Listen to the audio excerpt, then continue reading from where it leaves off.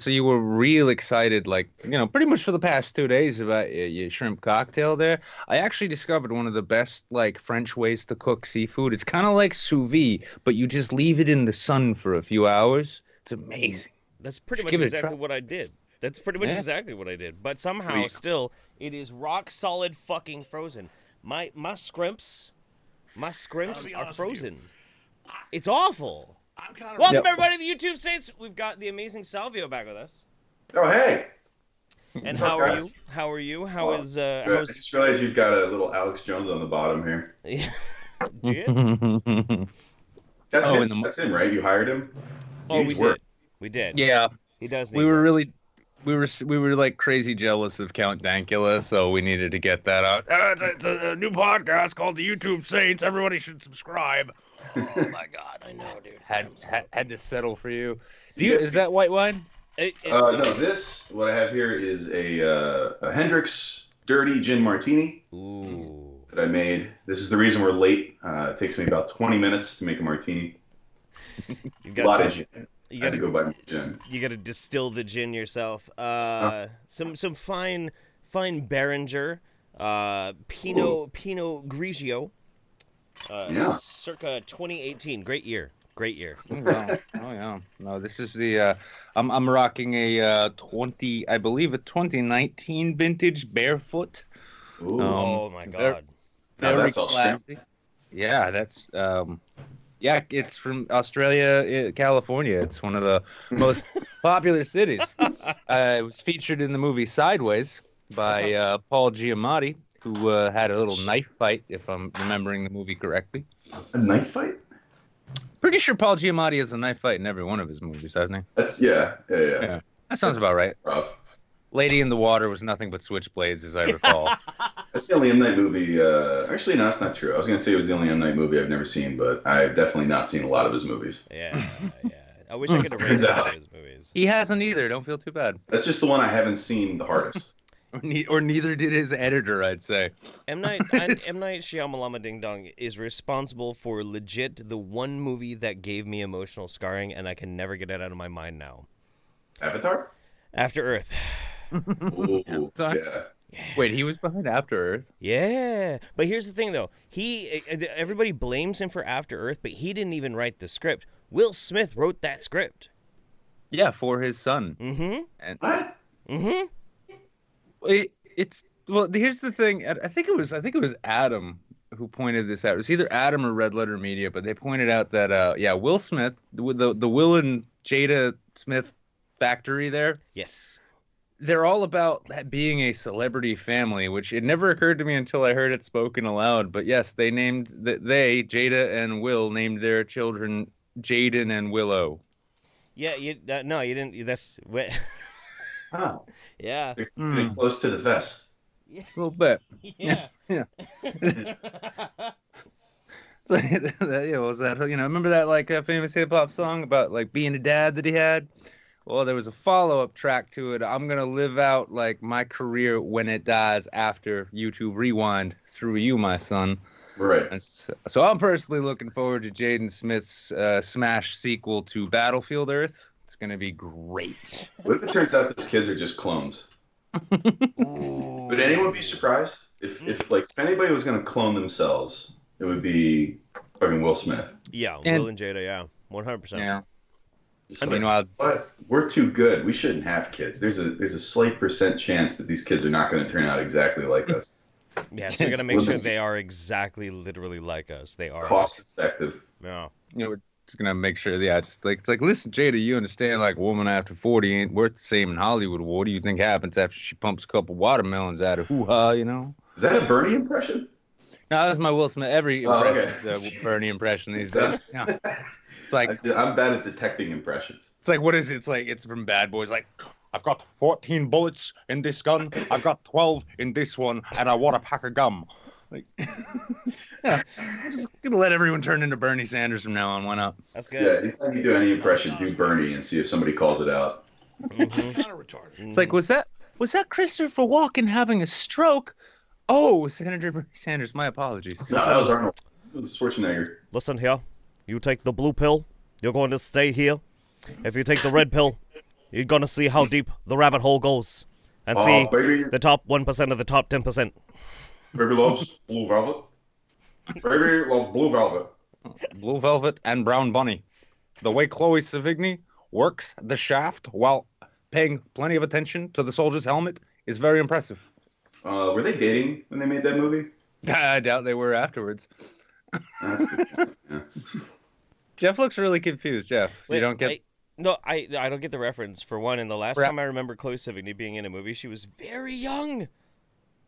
Yeah, no, it was this indie hit by what's that guy's name? Vincent Gallo. Vincent Gallo, yeah. Vincent Gallo made himself this movie. It was one of these written, produced, directed, and starring deals. Okay. And Chloe Sevigny was the female lead, and there's a scene in there where she like legit just puffs his mushroom tip until he erupts. Totally unsimulated. It's really bizarre. Yeah. It's like there's no question. It's like you thought watching her get raped in Kids was weird. She apparently didn't want to put that particular baton down. And it's because it's Vincent Gallo, it makes it's like it's gross. It's like a gross scene to watch. Because he's like it was all his idea and he was just like, gotta film this scene. You see, you are going to be sucking on my dick, but I want authenticity. Now that's a Bernie Sanders. Yeah. Listen here.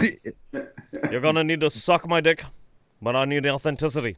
I need you to suck 10% of the top 1%. That's where all the nerves are. Have you guys seen Vincent Gallo's website? It's a real piece of work. Oh no. He sells it. Like it's tough to tell if he's like legitimately a crazy person or if he's just doing it to seem that way. Okay, let me see if I can grab it. Is he trying to like play a constant game of catch up with Crispin Glover?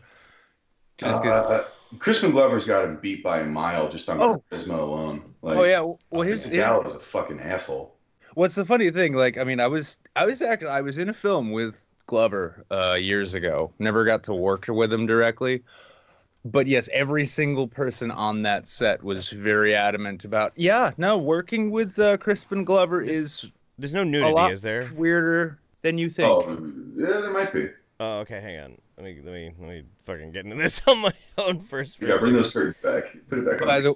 By the way, to the Saints community watching right now, if you guys want to keep a close eye on this particular domain, because it's bound to expire sooner or later, if we can snatch it up, that'd be pretty. Is this something you guys are doing? You're grabbing domains? Well, we are now. It's the birth of a revelation. I love grabbing weird domain names. Like I have, I own ifoundhillary'semails.com. Nice. I don't know what I'm doing with it. I Nice. just have it. I think it forwards to like a T-shirt that I'm selling or something. You should do that, and then you should actually repost Yelp reviews of like Little Caesars in the area. It'd be funny if I like forwarded it to a bunch of emails from like Hillary Swank. Oh yeah. That'd be It's great. a totally different Hillary, but they're like really nice. She's like sending good positive thoughts to people. Just fake a bunch of Hillary Duff emails and put them up there. That's a great idea. Every famous Hillary and a couple non-famous ones. Oh my god. Just take a pic. Like if I ever have a waitress named Hillary who's got like a name tag, boop. It's like, well, this isn't your normal Hillary, but we did get one of Hillary Swank's early 2000 era text message strings, and we just got a fragment that says, "I sometimes miss that prosthetic dick," you know. I just found this on the street. Printed it out, and dropped it. Yeah, I just found all these big confidential emails just lying on the sidewalk next to Yeah, they're just in a bag. I have this tendency to, whenever I make a video Hang on. What's up, kid? You gonna say hi? I want to be in the last stream. You just want to say hi to the last She stream? just wants to be like Empress Quinn. There's the camera. The Hello. Empress. Hi. Hi, Quinn. That's Salvia Erik. That's where your trolley nickname of Big Money Quinn comes from. That's right. So he's kind of like your godfather. Mm-hmm. Means he gets to teach you all about religion. Oh. Wait, where's my Bible? Hang on. Hey, what time is it? Yep. Get ready. I do Cut have a down. tendency when I make a debunking video on somebody who like sells some fucking quack cure. I'll figure out when their domain's gonna run out, and I'll make a fucking alert to see if I can snag it before they can refresh it. Haven't gotten one yet, but I have a list of like 20 of them. Someday. I used to own mygaydad.com. My gay dad. And it was when I was in high school. There was a website that let you register usernames for like $1. Oh yeah. But it stayed with the hosting company. So when the term expired, they kept it. So it was like a way for them to basically domain squat. Can we leasing a domain? Yeah. Yeah, you're basically giving them a good idea of what a domain someone would want is, and then they take it from you after a certain set period of time. Yeah. I wonder though, do you think mydadgayson.com is available? Let's check. That'd be a great place to sell merch. It's like, hey guys, I love mydadgayson.com. Is that that's not just from a John Waters movie. What was that? Before that, it was actually quoted. Was it a news item? Heather's. No, it was from Heather's. No, it's Heather's. Yeah. Yeah, but I thought that it's available, buying it. Oh, nice. There we go. There you go. Head on over to mydadgayson.com. You'll love it. I'm scooping this up, man. I'm buying this shit right now. Well, I'm not going to throw out any more fresh ideas just tonight then. Thanks for the idea. Yeah. I'm happy to play a part in internet history, especially because I'm pretty sure like you're gonna end up like marrying Jeff Bezos and having to split that with him. So. I mean, honestly, all you did here was cost me $12 for something I'll never use. If you want this, I'll give it to you. After you get done talking about domain squatting, it's like, it was such a thing. Yeah. I started doing it, and it's kind of like endurance cycling. You just get into it after a while. Domains are owned by the top 1% shitlords. They squat on them 10% of the time, and maybe they might dole them out to the other 80% of people, maybe 1 or 2% of the time. I'm such an easy mark, man. I'll fall for any impression anytime. It's gonna happen here though. Is it's gonna catch on that you were once in a video with PewDiePie, and they're gonna be like, "Did you know he also owns a website about dead gay kids?" Yeah. I was too. Weird. You were? Yeah, he watched my my Dr. Phil appearance. Oh yeah. Yeah. That's you fun. caught that, right, Eric? Yeah, I did. I thought, wait, was it the doctors or was it Dr. Phil? Dr. Phil, the Jilly Juice thing, the crazy Asian lady you drink the juice and you like cure homosexuality. It's pretty rare that I'm actually on Dr. Phil's side, but in that one, I can see why people watch him. Yeah. It's like he just shits on people. He brings people on the show, and he shits on them. That was a great time, man. That was the most surreal experience of my life. It was the weirdest thing. Dr. Phil on your side, you did Dr. Phil the best way you possibly could have. Yeah, he came on and he was an advocate of yours. I was on like 5 shots of whiskey when I went on stage too. Good man. Yeah. They had to actually just use a bunch of stage makeup to cover his ink too. Yeah. Oh, really? Yeah. They had taken credibility away. I'm not really sure they wouldn't. I have an Armani suit, granted secondhand, but like they wouldn't let me wear that. I'd wear their clothes. They made me shave my beard in like this douchey little fucking thing, and then they had this really old guy. And he was fabulous. He was like, I used to cover up Madonna's tattoos for a few years on tour. She was wonderful. It took a long time. And he sprayed all my tattoos. And you know what I think it might be? And this is a shot in the dark, but tattoos are covered by copyright. So there's a chance that the tattoo artist would have seen his work on you and been like, sued. You get your flesh DMCA'd real quick. Maybe. Hey, man, it happens. Yeah. I just love the way that you began describing it though. You're like, yeah, they made they dressed me in their clothes and they made me shave my beard. It's like, were you joining the fucking Moonies over there or what? Kinda. Did they? Were you happy with how they made you look? No, I think I look like a douchebag. But I mean, as far as like the showing was great, but I look so sanitized, and I'm not a very Well, shit. Hang on. The technical term, yes, you have sanitary wipes. There's a joke that I'm always dirty. I thought you were shushing someone off camera. No. There's a joke that I'm a dirty person, but I shower like twice a day, so I just about was to say like, oh, I'm unsanitary. Fucking. Yeah, and it's like, me. you know, it's like anything else. You can wash your hands 100 times a day and make sure all the cups and bowls are straight, and you can just never get the hands clean. Never ever. No, it just never gets clean.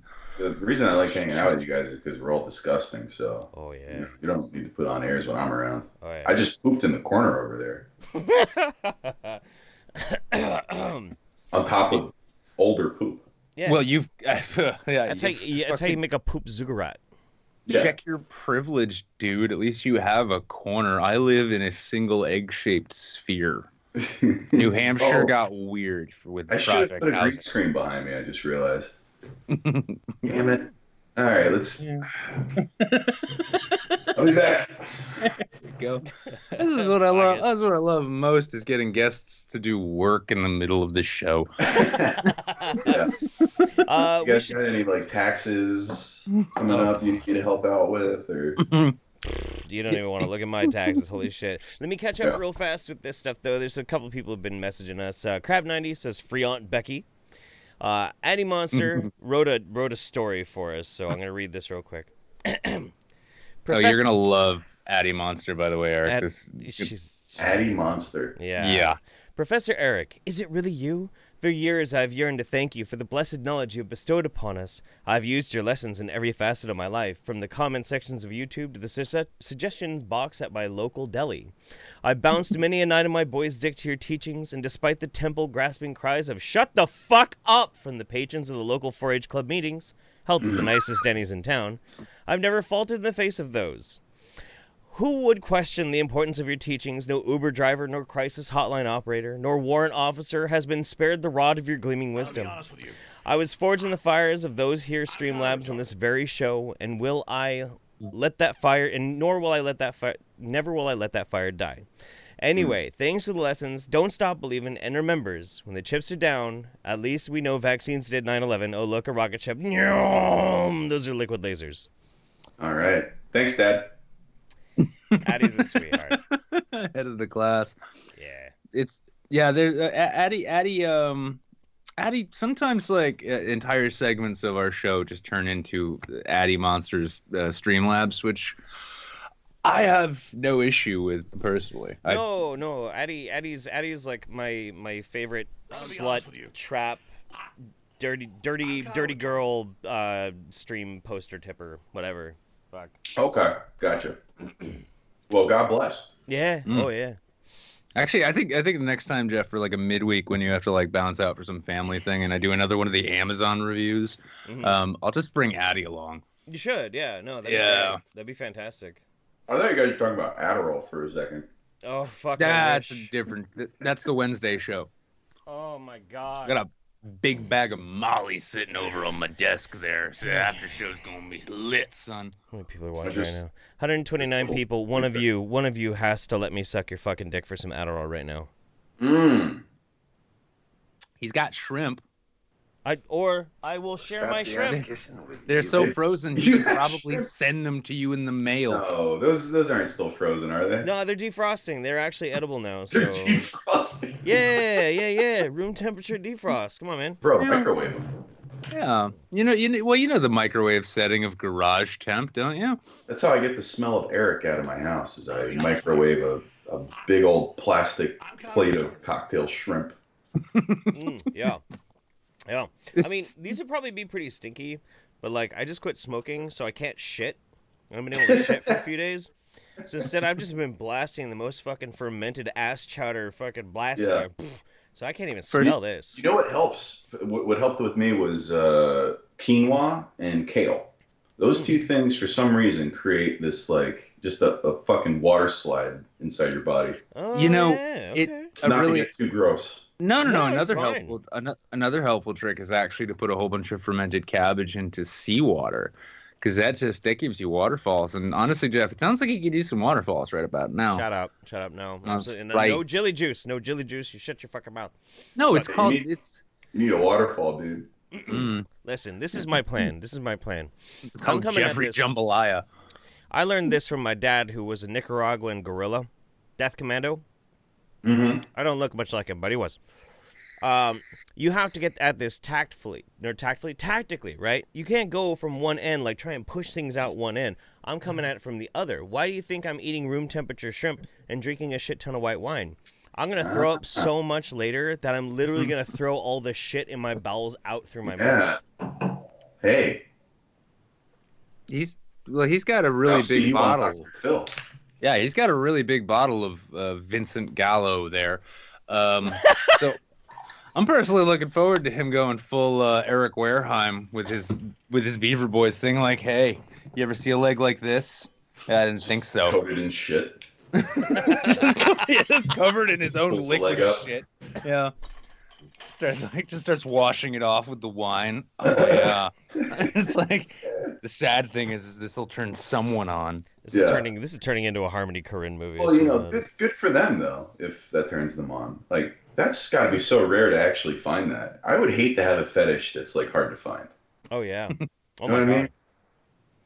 I mean? You go through having your whole... to pay people to do it because it doesn't exist for free. That's why FetLife added a search bar. That would be terrible, dude. I don't know. Like, I have a lot of sympathy for that kind of idea. You go through your whole life and you're just trying to go through the motions. You have maybe a girlfriend. It doesn't really work. You don't really feel the sparks. You try and perform in bed. Doesn't really do it for you. And one day you're just browsing the internet and all of a sudden you see gummy bears /fic vor porn. You're like, how could this happen to me? And your whole life changes and it's amazing. Right. And it's bittersweet because now you know. But also, now you know how difficult it's going to be. Right. And you're basically back to the 30s where you just have to use your imagination. catch a little ankle and then, like, save it for weeks. That's right.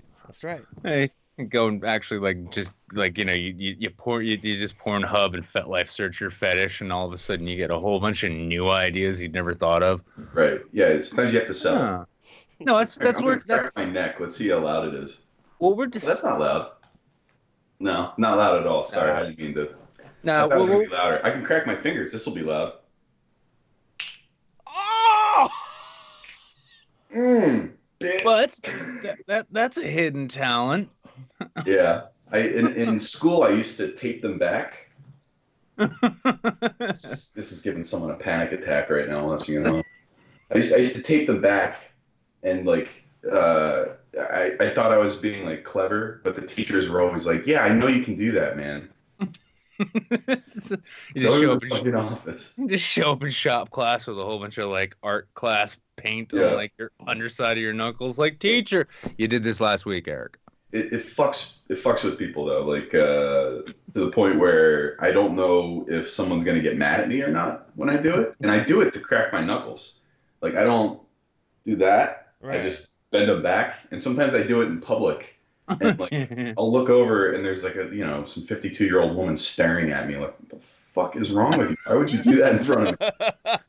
Yeah, can you fit yourself through a tennis racket, young man? Are you one of those lizard people? I was thinking logistics. Like, in masturbating, you could hook the balls and wrap back around the shaft. Mm-hmm. Been there, done that, homeboy. Holy fuck, man. Oh, that's my right. God. How do you think I got to be so big money? So it's just so powerful that apparently the chroma setting on Skype picked up the corner of your love socket there. I noticed that too. I wasn't sure if that was on my end or not, but I guess. Wait. And then. Oh yeah. I can fix that. Shit. Be funny if it all just disappeared right away. Well, speaking of lizard people though, are we all caught up yet, Jeff? No. We're actually we're hella not. Sardakuchi says, "Sup nerds need to catch the episode. Unable to catch the episode live tonight. Gotta be too busy bouncing on my boy Dick while whispering the secrets of the cloud people in his ear. Anyway, take my money. Remember that Good cause. Yeah. Remember that Obama's gay chemicals did 9/11 with Nancy Pelosi's Pomeranian. Trot says, I'll have my ass off at last episode. Good work, boys. Thank you. Addy Monster says, Jeff, I'm sorry not sorry you had to piece all that together. Consider revenge for the moderation settings on the Wingnut Roundup. Oh yeah, fuck yeah. Addie modded for me when I did my big pseudoscience debunking show, and I made her fucking head explode. Tickle Trunk says, "Oh hey Chad, it's a Streamlabs donation. Did you know that you can donate to keep the show going without giving Google anything?" It's true. Dragon of the West says, "Here's some birthday money for my birthday buddy Jeff. Good to see Erik on. Thank you, buddy. Appreciate that." Yeah, I turned 30. The exciting year 37 2 days ago. Oh, happy birthday! Yeah, thanks, buddy. What did you do? I quit the show. Yeah, well, I mean, I did the show. I that's actually why I quit smoking, is because I wanted to be a non-smoker for my birthday. Right. And then I just did a boring ass dinner with some people, but I was really squirrely. So like they were trying to talk about how to get the attention of the waitress, and they were like, yeah, well, sometimes I signal, sometimes like I try and be a little physically imposing, and I'm like, no, you tackle them. You tackle them in the hallway, and you don't say a word. You just tackle them, and then you release urine immediately. All the urine that you have to assert dominance, and they will immediately go limp and be receptive to every order. Right. That's just science. It's not a defensive thing so much as it is 100% offense, because sometimes the best defense is releasing urine. Oh, yeah. Oh, no, 100%. It's context. Urine has a contextual... Like a small woodland animal who just wants his mozzarella sticks. I mean, correct. That's why we evolved to pee. Yeah. I mean, prior to danger, we didn't pee at all. I'll be honest with you. No, we just sweat. We would just sweat it out. Yep. And then we evolved balls. Yeah. And we stored that sweat in the balls, as you can tell after a day of doing a live stream. I unironically made myself look like a fucking idiot in front of my friends a couple months ago because I was like, oh, my balls are so full of pee or something like that. And they were like, are you joking? I was like, what about what? They're like, pee is not stored in the balls. And I was like, oh, yeah, no, I knew that. And I did know that. But they didn't believe you. It took me a second. To this day, they don't believe you. Everyone... You guys have like a big night out, and everyone's like, "Oh, Erik's coming. Who's gonna bring the foam helmet, and who's gonna bring the backup?" Something you gotta know about this guy is he doesn't understand basic facts of anatomy. Like he'll learn it and then unlearn it in the 2-year period. You gotta keep teaching him this shit. Yeah, he still thinks reverse cowgirl is a form of contraception. He doesn't understand how bones work. He's breaking his fucking hands. Do you think he thinks they're made of plaster of Paris, and he keeps smashing his fucking hands against the back of his fist? Oh god! All right, Larry Kubiak says, "Let's get the weeb cancer out of the way right off the bat." I'm sure most of you will have seen this, but this kind of shit keeps me alive. Also, this dono is courtesy of the Lesser Saints. Thank you, buddy. I'll be honest with you. So do you have the My Circle open? You guys? Yep, I'm good to go. Yeah. Okay. This is what this is what Teton! What Larry sent us for. I'm already happy about this. Should I have headphones on for this? I don't know, maybe. Well, I'll keep them standing by. Let me know if the like your green screen. Why in the fuck is this cocksucker? Oh my god. Well, while he figures this out, just so you just to bring you up to speed, this all actually began. So we've had a long tradition thus far of people torturing Jeff with SuperChats and Streamlabs. Like at first it was, do a death shot, Jeff, which was Polish grain alcohol. Yeah, that was fun. That took about a decade off his life, and then he ran out of that shit. And recently it's been lavender vodka. But then everyone discovered he hates anime. I do. So we started getting exposed to anime as well as awesome things like what was that fucking band? Maximum the Hormone.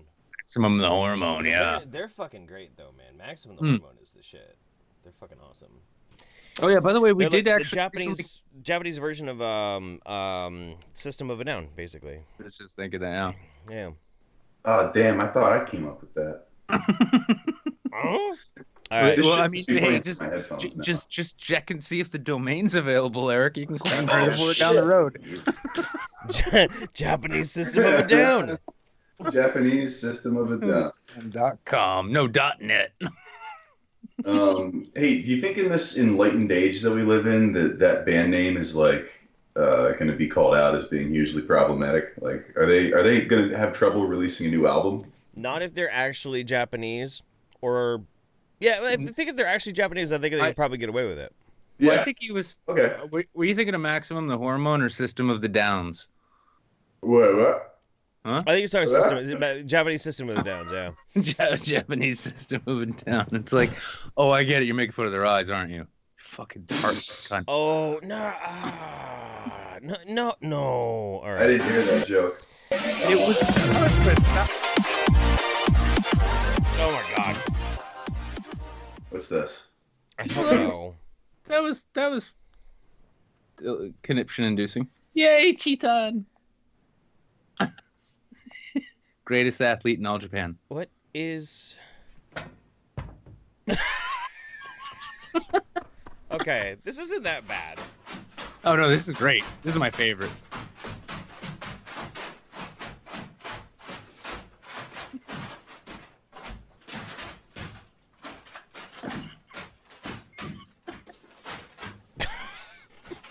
Stop the ass kissing with you.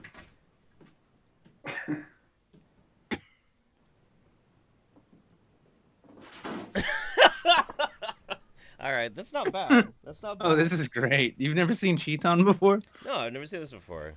Oh yeah. What's this? I feel like an old person. Why are they in animal costumes? Am I watching Animal Crossing the movie? What is this? Is this a Pokemon? How do I catch it? Aw. This is gonna be great. I just want to see one of these, and then it like falls, and then a pool of blood comes out of the costume. It was always just blood inside the costume. Mm-hmm. Yeah. Yes. I'm gonna need a lot more shrimp and white wine for this. Oh. Why did that look like it was filmed in a hospital? Because it was. Is this... Probably after this. All these assaults.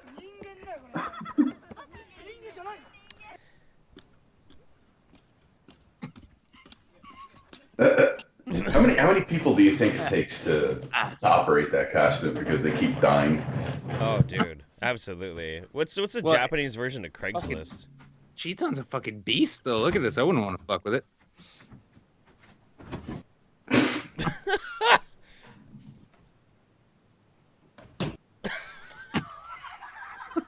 There's definitely an art to cutting off a video at the appropriate time. Like, just as it's something that like just became more prevalent in the age of right before the hangover vomit leaks out of the mouth.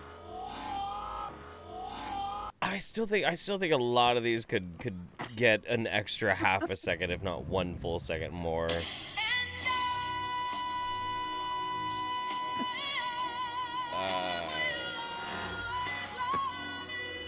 You just got to monetize. All right. I'm good. Hang on. Oh, all right. There's a part, because this whole sequence in the hospital room here is... What's this thing's name? Cheeton. Chiitan. Cheeton Rule 34. Hey, there's no Rule 34 for it. Really? Not yet. Yeah. Oh, I'm just looking at Fox. Here we go.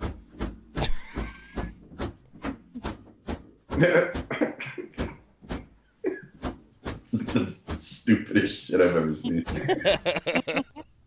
Hey, somebody paid us $100 to play this video. I'm all right. I'm all right. That's more than we make any given month in monetization. So. Here, I'm about to send you guys a link to something. Oh, yeah. Oh, yes. How do I do this? It might be in this video. Chat here? Alright. Oh shit, look at that. He chatted. Watch this one. It looks like he really gets injured in this There one. was a chat. Oh shit. It looks like he really gets injured in this one. That's what we're That's all I want out of this. Konnichiwa, I'm a Johnny Knoxville. Welcome to Chitan. Let me take a look. That's a great Bernie. I told you they all. That's a good Bernie.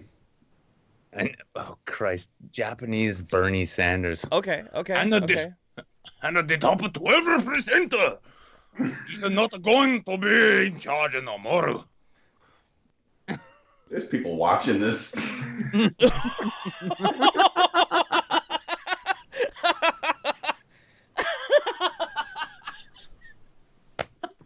Wow. This is what I love. I follow Cheaton on Twitter, and also I noticed. Smoked. Yeah, the account follows the like weirdest and some of the shittiest like Twitter people I know, but I'm still like, oh god, I can't get enough of this, because every so often it'll just be like, look, Cheaton tries to skateboard inside. Oh, this will be good. This makes me so happy. Oh my god. All right. Thank you, me, for sharing us this. That was a good share. Let me burn through a couple of these real fast, and then we'll get to our news. Synonymous says, YouTube Saints, the only place you can find a pimp, a lumberjack, and a drunk Jesus on the same stream. Cheers to you all. Donnie says, "Sup, you dirty drunk bastards. How's it been since Wednesday? First 2 games of the baseball team I'm coaching got canceled. Anyways, drink away. I'm here for a fucking party tonight." Fantastic, buddy. Yeah. I'm sorry. I only know where one of my nails are, so I'm a little out of character tonight. Nails. Are you the drunk Jesus? Well, did you think it was you? No, fuck no. Fucking South Oh Beach. shit! Look what I can do. Fucking South Beach Jesus over here. Aww. Animon What happens if I says, spam them? that feel when you think you're normal, but you can never get off to vanilla porn, and then Eric does the knuckle thing, and oh no. That's right, baby. Yeah. Eric, you got one of those special kinds of fans who you won't recognize when you find them standing in your driveway. Yeah. Anime Moon says, "Hey Nick, I want my shirt back, man. You know, the one from the promo. Thanks." Yemi no Tenchi says, if Eric is a lizard and Jeff is a unicorn princess, does this mean I can be a cute alchemist who just makes bombs for a living? Hooray! I don't know. I think we got our D&D party all together. Just makes bombs for a living. Absolutely. Like that. Listen, have you guys not been paying attention to my jokes? That's my fucking job, okay? Just smile away, boys, and listen to crazy celebrities go ape shit. Maybe in a bit. Josh Hoffler, thank you very much, man. When you read this, say, @Sleek the Geek says, "Yay, teachers on Saints. Today is complete." And last but not least, Donnie says, "So I know how much you guys love the stupid weeb songs. Stupid weeb songs I find. I got a short one just for you. Take my goddamn money. Love you, drunks. Love you guys. Ooh, ooh. Maybe we'll look at this in a minute. We got a whole program. We do have really good news too. Yeah, really good. We're gonna do some news. Let's jump into my favorite thing in the world: free speech plus. Yep, that's right. We're. Oh wait, you know what? Google Actually, we need to have a somber moment real quick. Kinda, yeah. We need to have a somber moment. I actually wanted to do this at the beginning of the show, but I totally fucking forgot, and I'm an asshole for forgetting to do that this. thing? Yeah, the thing. Okay, Yeah. so real quick, we're gonna run through this real fast. So this is a baby boy. This baby boy is in the hospital. This baby boy is the grandson of one of the Saints family. And he's a really good guy. He's a great friend of ours, and he'll tell you who exactly it is. But they do have a GoFundMe. The baby is 2 months premature. Mom just needs like some extra gas money to be able to get to the hospital and back from work. So links in the description if you want to help them out. We love them. They're great, and all the best to the baby. Yeah, they are, and they are actually probably amongst like the oldest tiers of Saints family too. Like we've been friends with these people before there was even a show. Yeah. And they've been really good to us, and they've been really good to a number of you too.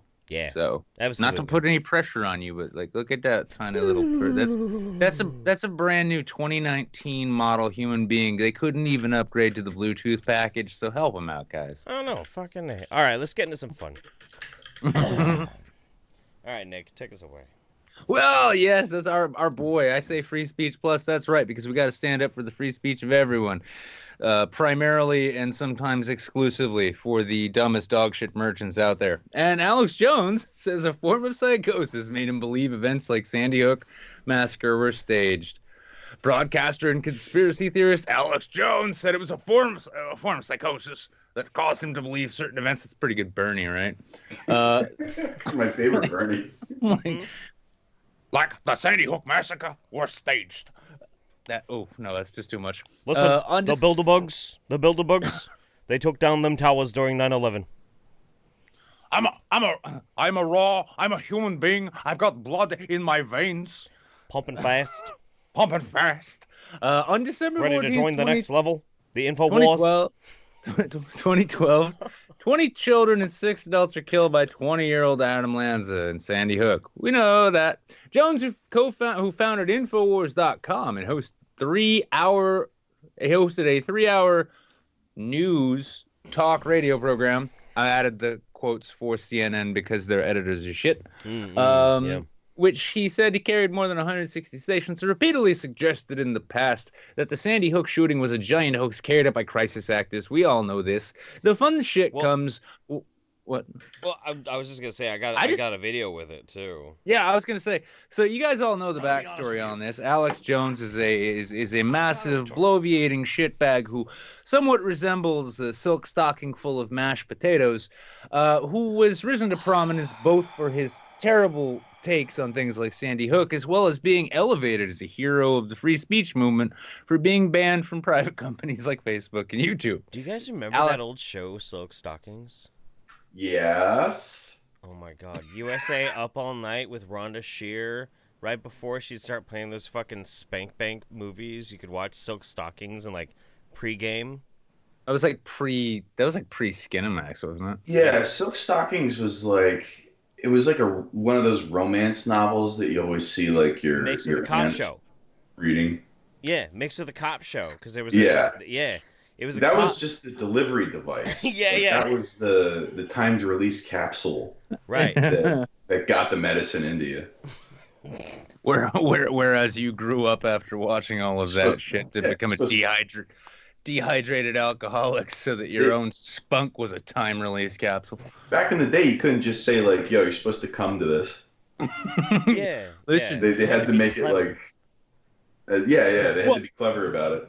Well, here's the thing I love about that softcore shit and like that softcore cable shit back in the day that not a lot of people are aware of. But I remember when I was like when I was a young lad with access to cable, Matt LeBlanc was in one of those terrible like Emmanuel knockoffs, and I remember seeing the motherfucker and I couldn't believe my eyes. And yeah, he plays like a fucking handyman, and I remember he like walks Matt in LeBlanc. And finds, I shit you not.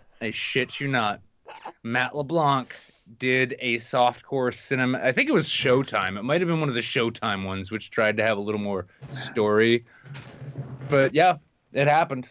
Was it sexy? It was Matt LeBlanc. Well, of course it was. So yeah. Oh, David Duchovny did the Red Shoe Diaries. So I mean, like, there's that whole fucking connection there too. Erik, you know what I want to make? I want to make a TV or a T-shirt that says "You put the David Duke in David Duchovny."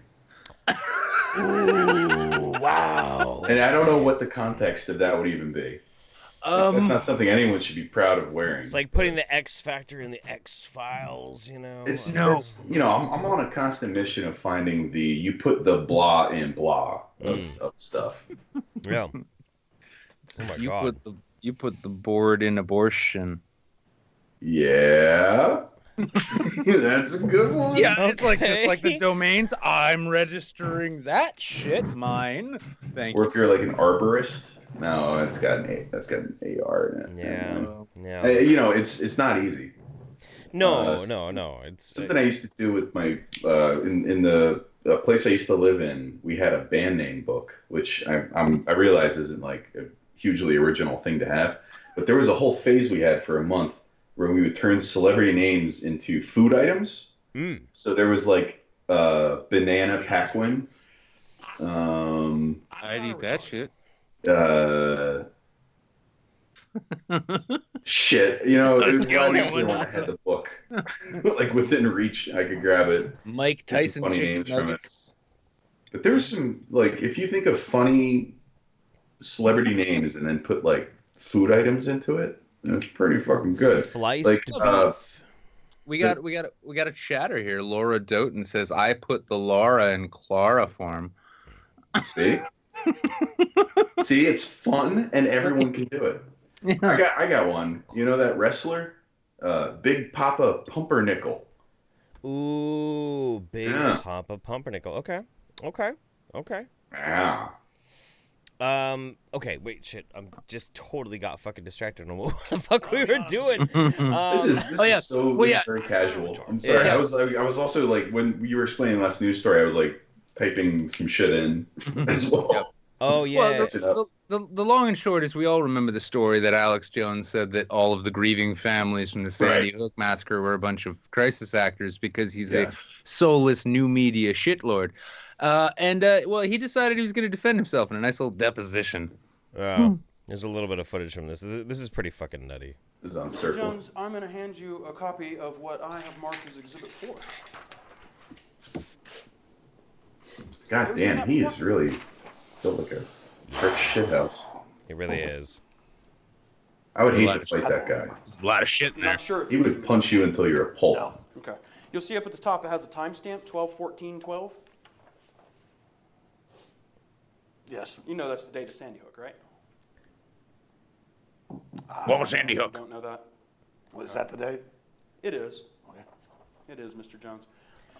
You will Ooh, they're admit being like dicks to him. They're mocking fucking imitations mean of to Sandy Hook him. Parents crying, correct?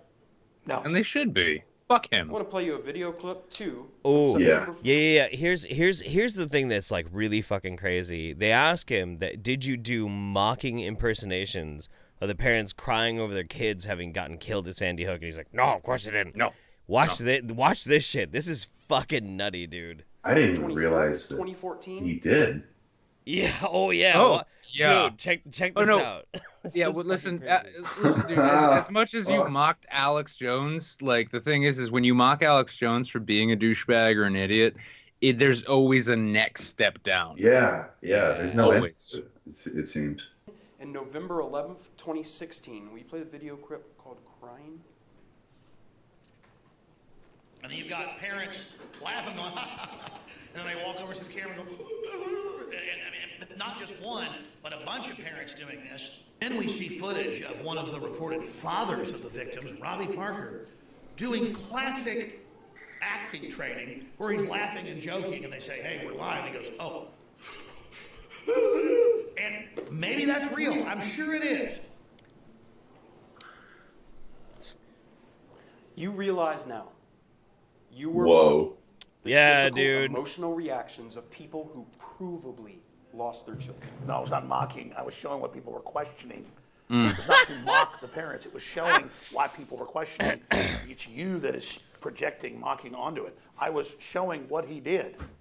Starting in See, 2015. suddenly, He's so much more collected in this. It's like yeah, it's almost like he's trying to like keep his kids in his life now or something. But he gave this them is that a like while real. ago. This is the real him right here, which is it's kind of amazing to see because it's not this larger than life fucking character that he plays for an audience of crazy people. I mean, nobody's sane. Nobody that I would ever want to hang out with or meet in real life has ever watched this guy for his fucking sage advice and wisdom. Right. It's always to be like, this dude's a fucking maniac. Yeah. So I'm not surprised that he did any of this stuff. I'm not surprised that it's like catching up to him in the end here either.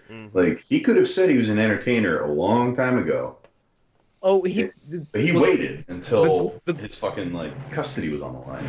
the glory to this particular video that we're watching here, and honestly, like it does get to a point where like I've been through a custody fight myself, and so when he was going through that shit, honestly, my natural reaction was like, I fucking hate Alex Jones. I hope like he burns in whatever fucking hell might exist. But I can't, in like good personal conscience, actually like knock a dude who's willing to like throw everything away to keep his kids around. Right.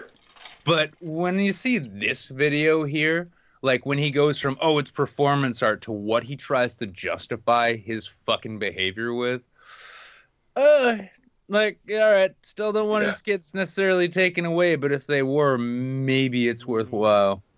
He's at your absolute worst, you'll never be as gross as this man. Well, the sad thing I've found over the course of especially like the last year or two, right?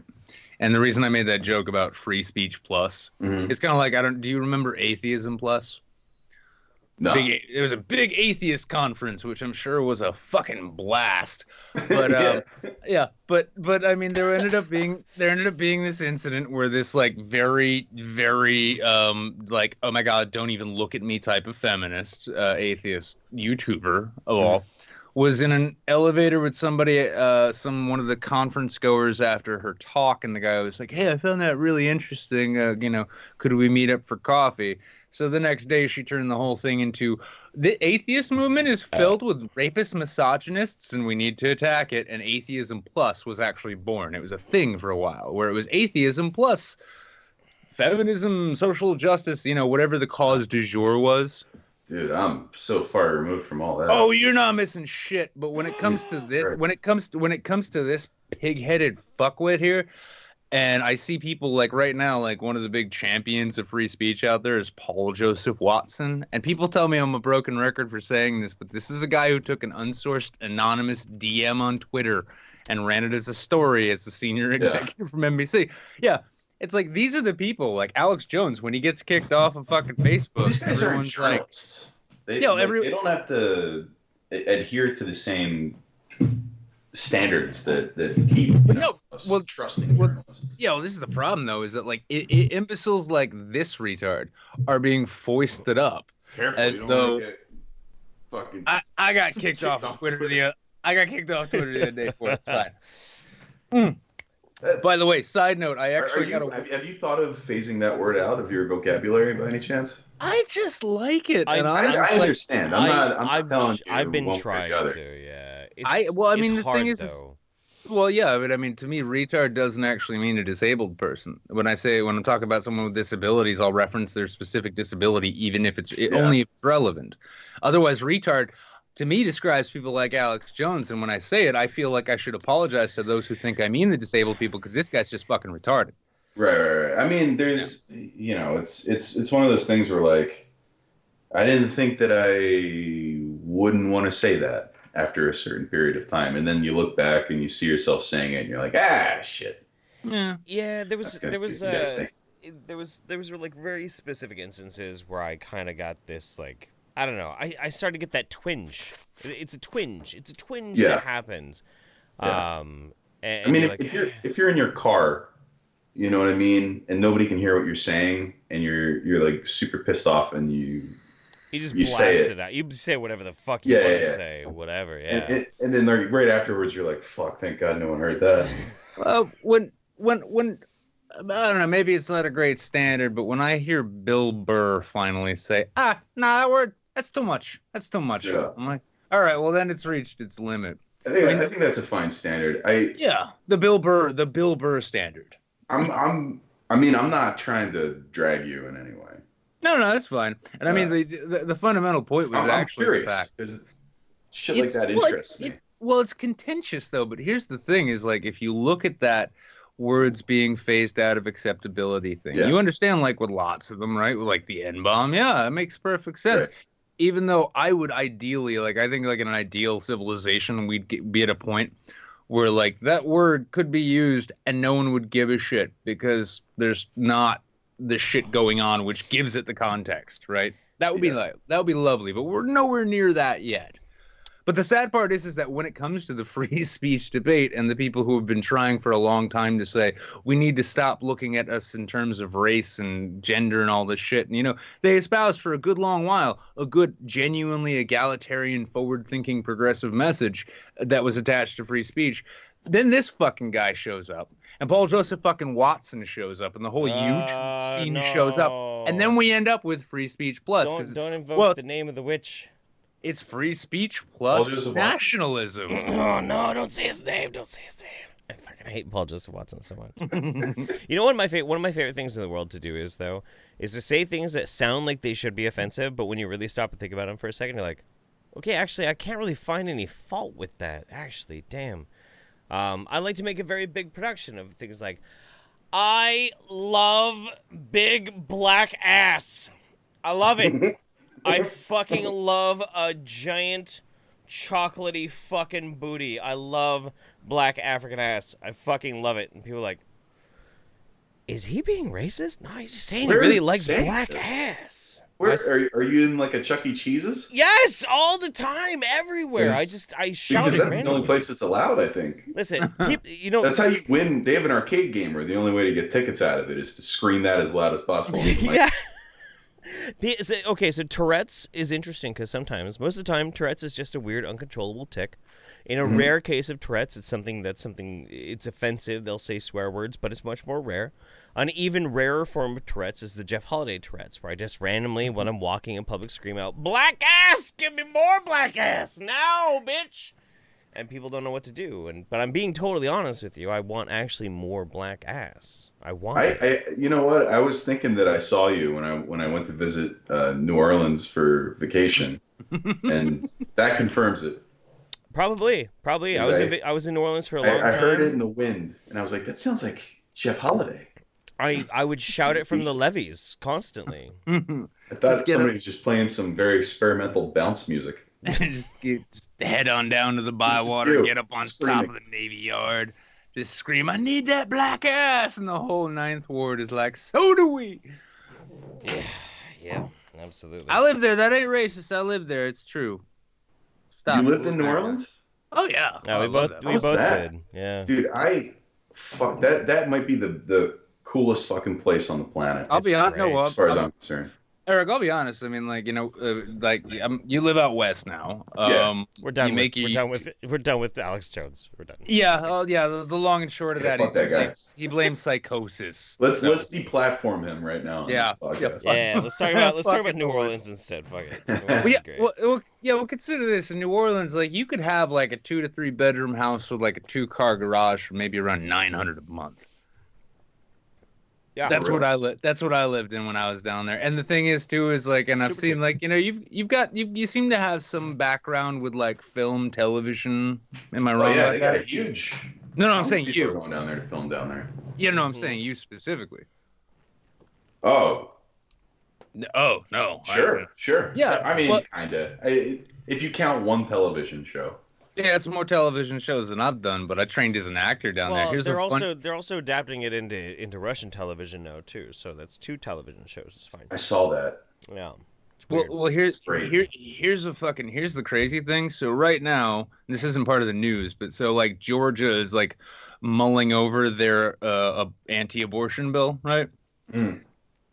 New Orleans right now is just salivating, hoping that they pass it, just because that means that all the Atlanta-based productions, which used to be in New Orleans, come back to New Orleans because they're not going back to fucking California. Oh yeah. Well, it's all about the tax breaks. When I first moved out here, from Philly, everybody was wearing these shirts that said "Film America." Super general. I was just like, hey man, we are. Yeah. Where else would we go? Hollywood. No. Well, and they told me about how tax breaks in Vancouver, like as long as you hire 2 Canadian actors, use local Canadian crew, you can film for like a fraction of the price up in Vancouver, Toronto, and you see it like at the end of every fucking movie, ever in the last like 20 years. Well, it's got Vancouver and Toronto in the fucking. Oh yeah. Well, when you watch the MCU movies, when you watch Avengers, right, and at the end of that, you see that Georgia almost every TV show too. Well, like, that's show that looks like it should be more expensive for the network that it's on. 100%, it's in fucking Canada. No. All of the MCU is almost entirely shot in Atlanta. Yeah, really? Yeah. If you watch the credits, like, because you'll see a lot of that it's like that weird like crest, that Vancouver crest. So what you're saying is those T-shirts worked. Well, I have a little bit of an insider on this one because my ex-girlfriend that I was with for many years when I moved away from New Orleans, she stayed in New Orleans, and she got involved with the wardrobe, the costuming department for the entirety of Hollywood films being filmed inside New Orleans. So when I was keeping up with her and talking about like how the movie industry even works, she was saying even back then, this is like, 2009, 2010, that Georgia... that was when it was getting hot. Yeah, it was getting hot as fuck in New Orleans, but she was saying that Georgia was starting to want to compete, and then, so they did a shit ton of movies in New Orleans, and then Georgia outbid them, and so Georgia was like the little Hollywood of the states for a while. It still is, and this is the thing though, is with the anti-abortion bill, you've got a bunch of huge stars, big producers, Hollywood people, very left, right? And they're saying if Georgia passes this draconian-ass anti-abortion bill, we will take our work elsewhere. And New Orleans knows, like, you ain't going fucking nowhere. You ain't going to fucking Charleston. You're not cooling anybody. That would be cool as hell if it all came back to I always pronounce it wrong. I say New Orleans a lot by accident. There's no right way to say it. I've been saying it both ways, even while I was in there. Well, my favorite is like a lot of people when they move down or travel down, they think it's supposed to call it Nolans. I remember I was riding on I was riding on the Canal Street streetcar northish bound towards the cemetery to get home to Mid City. And it's just after Mardi Gras. And here's another thing. If anybody out there is thinking of traveling to New Orleans, do not go during Mardi Gras. Do not go during Jazz Fest. Go any other time. I went during Halloween, and it was the best Halloween I've ever seen in my fucking life. Yes, Halloween is the best. I was going to say the other one you don't want to do is St. Patrick's Day. St. Patrick's Day is a shit show. Oh, that's weird. Yeah. Well, the other thing is too is any big tourist trap in New Orleans when you show up there, they are the singular moments throughout the year in which New Orleans natives and locals hate tourists because they. Like, I remember I'd go to fucking Walgreens to get a pack of smokes and a rack of beer, and it'd be 10 minutes on the road, and I'm 45 minutes from the fucking French Quarter. I'd get back, and there's some rented car with an Ohio plate in my spot in front of my house. Yeah. I'm like, fuck these people. Go to the bar, and all the people who are normally like, if you're new there, and it's impossible to drink alone in New Orleans, so you walk into a bar, you sit down, you get maybe a whiskey or something. Someone starts talking to you. Then someone starts talking to them, and then they both start talking at you. You go down during Mardi Gras or any of that shit, if they don't know you, they don't want to fucking know you. They just want your money. Yeah. Please go home. But down there, I mean, shit, like my roommate down there, I moved in and I ended up getting a place down there because the guy I ended up sharing that house with, he got 2 roles in Django Unchained randomly. Two roles? 2 major speaking roles, and you know them both. There was the guy who whips his bag off his head at the end of the scene where they all got the bags in the head and they can't see. And one guy's like, I watched all goddamn day my wife working 30 fucking masks. That guy. And he rides off. That same guy, he got that role. Quentin liked him so much, he wrote this other role for him, which was Willard, who was the overseer, one of the overseers of the slaves. And in the big end gunfight, dude gets his guts blown out and he keeps getting shot and he's lying on the ground. They quit fucking shooting me. Yeah. Same guy. Same dude. Same guy. Yeah. I didn't realize that. Honestly, like you could make rent down in that city with the amount of movies that were being made. You could go get $80 a day background roles where you just spend all day picking at craft services and drinking coffee and snipping from your fucking your flask. Well, doesn't Walking Dead shoot in Atlanta? Done what? Does Walking Dead shoot in Georgia? Yeah, Walking Dead does. Yeah. So what the fuck would happen if they left? That's got to be like a huge. Well, Walking Dead is set in Virginia now. Oh, that's a good point. They're not even in Georgia. They're not even in Georgia now.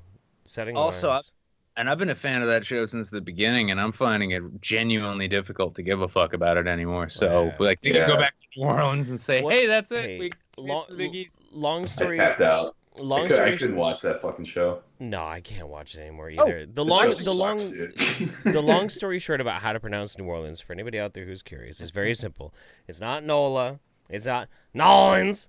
It's very simple. It's either New Orleans or New Orleans. How you can tell what the difference is?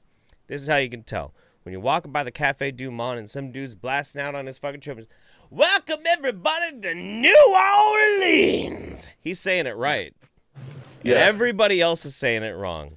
It's like everything else in New Orleans. It's about the spirit that you put into what you're doing. Because if you're gonna get drunk, gives a fuck. The if you're gonna give a fuck, they don't care. If you're gonna get tanked on hand grenades and then shit yourself and pass out on the sidewalk, so long as you do it with the right New Orleans spirit, you're fine. I didn't drink a single hand grenade the entire time I was there. Good. There for Good. 5 days. No, don't do that. All I drank was gin gimlets. That's about right. Yeah. Although I had never had one before. Pro tip: don't ever wait. You didn't say mint julep, did you? No, gin gimlets. Gin gimlets are fine. Mint juleps are not fine. People will tell you need to drink a mint julep when you're down in New Orleans, and it sounds delicious. It's not. Stop the ass. It's fucking disgusting. It's what Cajuns drink, and anything that a Cajun does, you don't want to do. Don't do it. Don't fucking do it. Yeah. Now, what are you talking about, Dan? You didn't like that alligator down? No, you know how I got that thing? I hung that chicken on the hook there, and then I gave it 3 days. Listen. Here's the thing. Here's the thing. That's a good Bernie. Here's the thing. That is a good Bernie. So here's the thing. A Cajun can digest Cajun cooking. You cannot. You cannot. Absolutely. You cannot. They were taking it easy on you. Anyway. Look, so somebody clued me in on something. I bought this in New Orleans. Oh, what? That's cute. Oh, they got a little sugar mask. Yeah. Sugar skull, whatever it's called. Sugar skull, yeah, that's great. Yeah. This was supposed to be my Halloween costume, and then I put it on, and I was like, I can't look cool. Just put some bronze. I bought a pizza uniform instead, and I just wore like a pizza slice as my costume. I was gonna say nobody would know any different. You just put some bronzer on with your sugar skull mask, and nobody's gonna get mad. I think it's probably his background. He puts on a skull mask. He's like, oh my god, I look like an atheist YouTuber. I can't do this. Okay, I could do it. There's people who can pull that off. Not me. Fair. All right, so somebody did clue me in on this real quick. We just have to touch back for just a second. Somebody clued me in. Yeah, then we this. can move on to the next. Alex Jones doesn't have an Adam's apple. Transvestigation now. I'm just saying. Come get your finest nutraceuticals. They will eliminate any bumps in your neck. We will take your Adam's apple away and give it back to the grace of God. Either the phytoestrogens of Brain Force have erased his Adam's apple, or Alex Jones is a female to male transsexual. Dun, dun, dun. I would love to see. I can't believe no one's done this before, but you know when you see like commercials for medication, there's like 1.5 minutes of side effects at the end. Oh yeah. The fact that no one's ever done that for one of Alex Jones's like medicine pitches. Dibs. Like side effects include Adam's apple becoming too large. Fucking dibs. Yeah, we're doing. All right, that's fine because I got the domain name. You guys get that. Like, what if his neck is all Adam's apple? Hang on, wait, Eric, real quick, check brainforcesideeffects.org. Brainforcesideeffects.org. No, I'm checking it first. Oh my god. All right, let's race, bitch. Oh my god. It's the race domain. Oh, fuck. Side effects. I can't even afford a cheap domain at I'm this trying point. to log into my Google domains right now. Oh my god. Oh my god. Oh wait, oh why shit. would it be Jeff, maybe don't broadcast it. Yeah, maybe don't have that up on that. Okay, all right. What the hell was that? Don't worry about that. It's fine. It's totally fine. You show a fucking domain name you have? Jeff has doxed himself on this show at least 4 times. Oh yeah. No. Yeah. That's always a worry. Brainforcesideeffects.com. Brainforcesideeffects.com. Exact match, $12 a year. Oh no. Okay. Who's gonna win this one? Well, here's the thing. I think at this point, whoever gets it, I think we really need to collaborate on what goes into it. Because honestly, with this hair and this voice, I'm the best Paul Joseph Watson available. You're totally opening yourself up to like fucking the litigiousness of pharmaceutical companies. No, the funnest thing about that or nutraceutical companies. No, yeah, that's right. Listen, I will tell them the same thing I tell my student loan, collectors when they call. Mm-hmm. I pick up the phone, I put it on speaker. I did this today with one of the robocalls, and I said, I got one. Janice, I know you let me have the one. How do I make the noise work? the 4 button beep beep. Hello, sir. My name is Wendy. Oh. I hear something. Beep. Hey, you know what? Let it be known. Let it be known that Mr. Salvia Erik is a fine, upstanding man, and he let me take brainforcesideffects.com. I'm sure you were primed and ready to take that one. I was ready. I had my finger on the trigger. Listen, I think with all of this genius, like this is like a collaborative. This is like a work session here. It's like a table read, right? I guess so. Except it's an improv table read where we're coming up with the future as we go. Listen, all I know is I've had enough wine and shrimp at this point that I'm starting to buy random ass domains, and I don't know what the fuck's gonna happen. So. Hallelujah. Good TV. Mm-hmm. Oops. Sorry. Right into my So, fucking... because we got so much other shit to go through, I just want to burn through the headlines of these things so we can make a couple jokes. So next news item. Let me do a couple of these real quick. One Canuck says, "R.I.P. in peace, Jeff's pooper, warm shrimp, oof." Too true. Addy wants to says episode title Bernie does Dallas. Maybe. I like the episode title The Wine Episode. That's kind of nice. Yami no Tenchi says, form of psychosis. Okay, what's next? Dr. Group is going to say that he's suffering from dissociative identity disorder. We'll explain why he's a doctor. Dr. Group is the InfoWars doctor puppet that they use all the time. Eddie wants to says, hey babe, I want you walking home alone tonight because I want to show you how I put the sensual in non-consensual.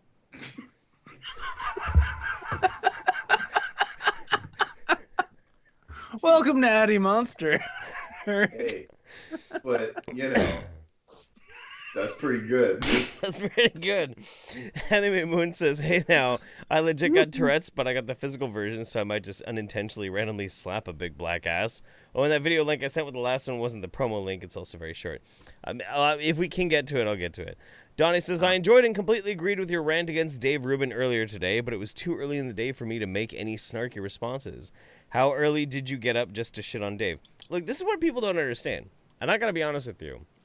I quit smoking. I can't poop and I can't fucking sleep. I am a fucking bundle of chaos. Everything is wrong in my life.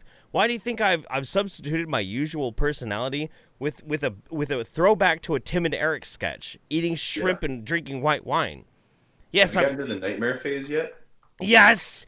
How weird is that? I had this dream. Okay, so I made these the Jilly Juice woman that we were talking about before, right? I made these 7 long, legendary, iconic fucking videos on her that got me on Dr. Phil and everything. I had this dream 2 nights ago where she and I had parasites inside of our body, and we still didn't like each other, but our parasites were in love. So we couldn't hold back, so we walked up to each other and we pulled our shirts up, and our parasites poked out of each other's belly buttons and kissed. And then I woke up and I was like totally fucked up. I was freaking out about it. That fucked me up too. Well, that's about at least you get weirded out by worms, wife. That's why I didn't tell you. 4 or 5 months without an erection for me. Thank you, Jeff. Why not? Or actually 2 or 3 minutes without one. I don't even know how this works anymore. This is how you vape a spliff. This one's tobacco and this one's something else. It's okay because Jeff lives in Oregon where it's legal, and I live in New Hampshire where most people in law enforcement aren't aware the internet exists yet. Oh, so I'm a cop. I'm a total cop. That's cool. All right. I'm an undercover cop. I'm an undercover YouTube cop. YouTube. Okay, yeah. So you just picking up on iDubbbz's bit and running with it. It's like content cop, undercover content cop. Undercover content. Yeah, that's. I mean. That's basically that's clearly his domain. No, it's you talk your way onto like Jake Paul's podcast, and you just Sam Hyde the entire thing. I want to be one of iDubbbz's CIs. Ooh, yeah. Or like I just give him the lowdown on the streets. By the way, dressed in a really dirty flannel, like in a alleyway, like, look, man, this is all I heard, right? Okay. Be great. Rice gum slams me against the wall. Yeah. Who are you fucking protecting? I'm sorry, Rice Gum's attempting to come back. He bought a Lambo. That's all I know. Dude. By the way, guys, keep your eyes peeled because, iDubbbz's bound to show up on the show sooner or later. Just keep coming back. Should I be yelling people's names whenever they donate? If you see them, do it. Who was that just gave $5? Crab90. Crab90. Yes. Let me see. Where did we just go to? Oh yeah. Long story short, I don't like Dave Rubin. Sorry. Dave Rubin sucks. He's like, I'm not getting into it. I will scream about him for hours. Is that the Rubin Report guy? Yeah. He's the guy. I really want to buy. Thing about him, and it's wonderful. I just really want to buy. You're lucky, dude. You're lucky. Yeah. I want to buy Jordan Peterson a nice Coach bag so that he can carry Dave Rubin around in it while he goes shopping for Orange Julius. Like a comfort animal. Yeah. No, like a little, no, not a comfort animal. Think more like Paris Hilton, as in terms of like vapid celebrity that people love. Carrying around this small yipping animal which gets them attention. I don't want to talk about Dave Rubin anyway. I met the guy. I drank a bunch of tequila with him, and I'm just really disillusioned with everything in life now. But anyway, Biotech Babe just point out Pakistan hates me. Yeah, we're gonna get to that in a second. Addie Monster says, help, I have the big gay and only your strong hands can save me, Alexa Jones. I promise to keep your transvestigory secret. Oops, I guess that boat sailed. Oh well.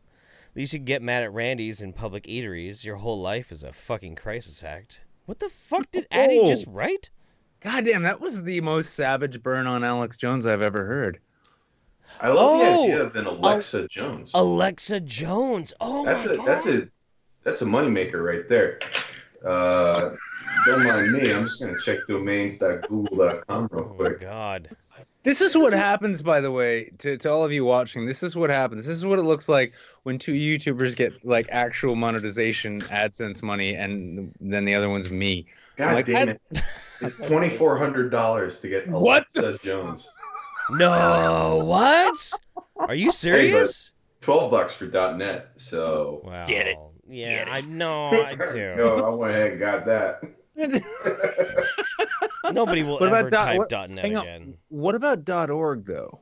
Wait, what is on AlexaJones.com? That's a good question. Let's find out. No, it's just it's parked. Oh, okay, all right. That's the most annoying thing. Like they grab it and then they give a price that no one's willing to pay for. And you know who the only person on earth who would be willing to actually speak openly about the evils that they do is Alex Jones. That's true. What if Alex Jones does like a Kanye? Tears himself apart. Here's the thing. I tried to register nutraceuticals for your butthole .net last week. Turned out John Podesta got it. I've got the classified document somewhere here. All right, well, Apple hit me up and they want me to do the new voice for their fucking spy machines. Alexa, go ahead and toggle Alexa Jones. And it's going to tell you how to get home, but it's also going to sell you some nutraceuticals on the way. Hillary's a demon. That's what we really need to do is we need to actually find some like jaded ex-Alexa like developers and get them to help us work to make like an Alex Jones soundboard that you can reprogram your Alexa with. Like, Alexa, what's the weather supposed to be today? It's going to turn the goddamn frogs gay. Oh, so I should take an umbrella then. It's going to be raining chemtrail. Alexa, what's the chemtrail density above me right now? Kind of retarded. Well, heavy. They don't want you to know that.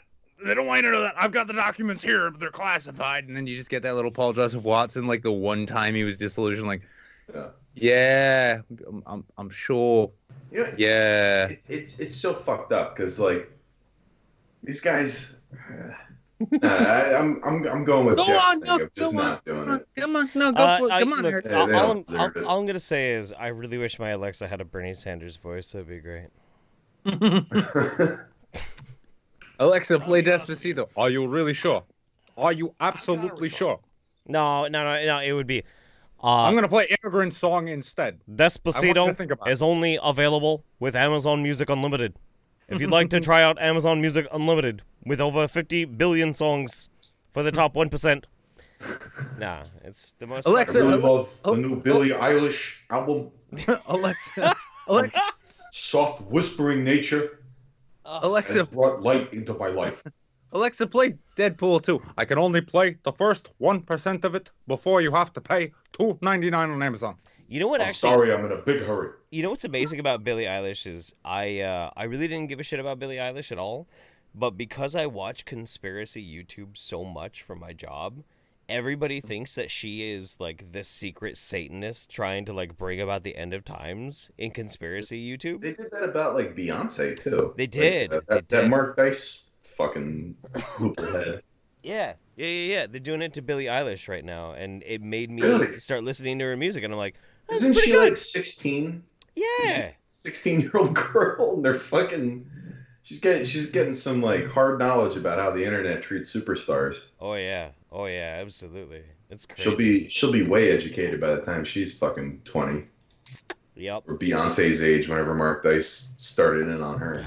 Fuck Mark Dice. Holy shit. That fucking That dude, I feel like we're watching that guy like circle down the drain. Oh no, Mark Dice is fun, but the guy you really need to be watching right now is Mark Collette.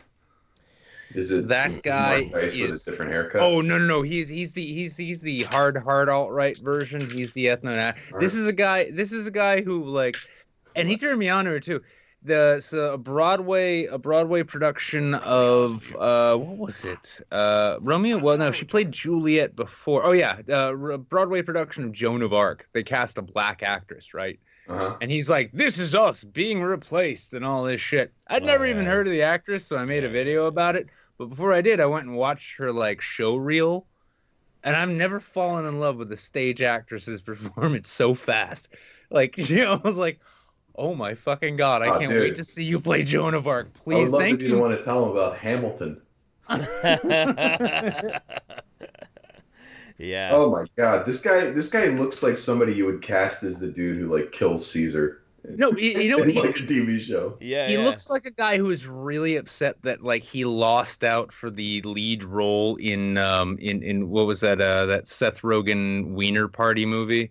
Sausage Party. As the Sausage Party, yeah. Pieces of he looks like he looks like a sentient piece of kielbasa. The guy just problem with all these guys is like in real life. I think they realize that they're just pandering to a certain audience. It's just the audience that they picked is like some hateful motherfuckers.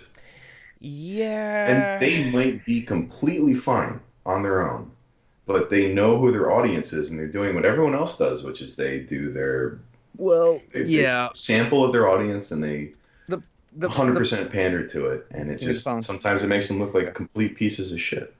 You want to say goodnight? Oh, it's Emperor's quit. Huh? Did I use? Huh? I just used already. Oh. Hang on. She's really sure she can make me say 5. What's 2 + 2? 4. See, I told you I can make you say 4. Oh my god, you are so bad at jokes. I think you have a very bright future on you. Nah, dude, you got. Nailed him. I got Nailed him. You got, dude. Look at this cock. What the fuck? You want to say goodnight? Whoa. Sorry. We started talking about the alt-right, and all of a sudden I start calling everybody a cock. Say goodnight. Say goodnight. Fine. Night. Good night, Empress Quinn. Good night, Dad. Go. Now can you say? No, don't just keep backing up into my lights. Walk to your bed and then lie your head down and go to sleep, because jokes from 1992 are just as funny now. No Adam's apple. Confirmed. You have to tell a better joke now. You're gonna judge that joke. You gotta tell a better one. She's still yelling them at me from like the other room. That's amazing. Wait, I got one. There we go. Where did Napoleon keep his armies? Where's that? In his sleeveys. Get it? No, I don't. Armies, sleeveys. Oh God. Your arms and your sleeves. Oh, no. Quinn! Oh no! Come back, bro. Oh no! That's a good one. That's a good one. Oh my God! His armies in his sleeveys. Yeah. I was in the car once with my mom, and we were driving to the liquor store to grab some wine. And she was like, she just popped that one out of nowhere. She was like, "Hey, Eric, you want to hear a joke?" And I was like, "Yeah." And she hit me with that, and I was like, "What the? where the fuck did that come from? You've been holding on to that for fucking 33 years? No, like the more I let it. The more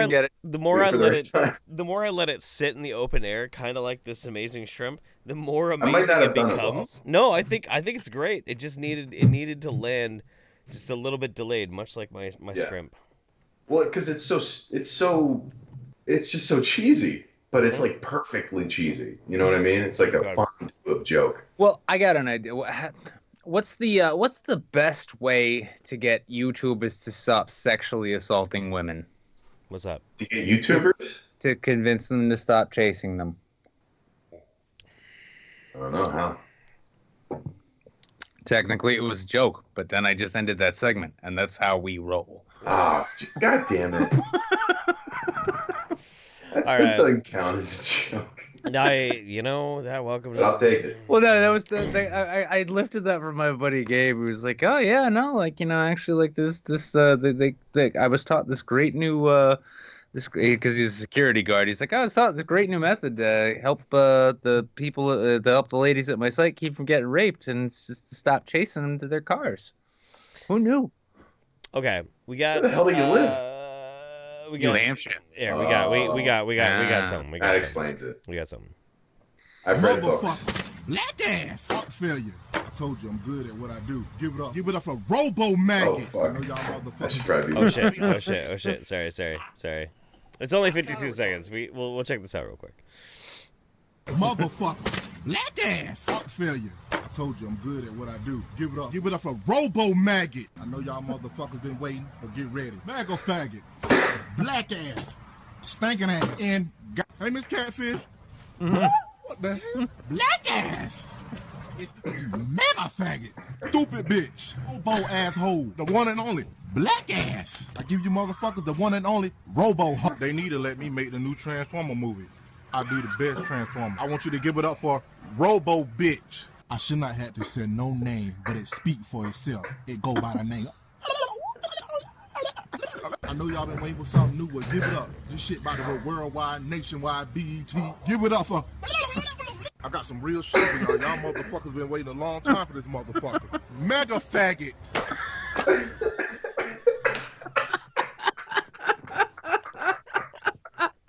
Yo, this guy's the best one. How come he's not on the show right now? Oh, because I don't know his name. Holy fuck! We've had this like cat and mouse kind of chase with this one YouTuber called Eat That Pussy 445. I've been wanting to get so close. Fuck, that guy's funny as shit. You didn't even know it. He's so fucking good, dude. I'm just assuming that was him being serious. I don't know. Black ass. Here we go. But one of these days, I'm gonna track down Eat That Pussy 445, and we're gonna get him on the show. It's gonna be amazing. Yeah. Please do.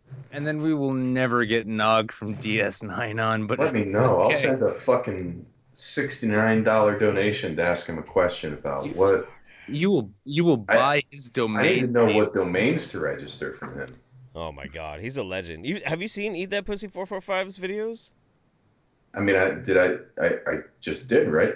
No, this is a totally different dude. That was Kermit the Frog. Yeah. Oh my god. Let's. I feel privileged that we get to introduce you to this. I'm down for that, but I also just want to make a footnote that what we just watched, that dude was special.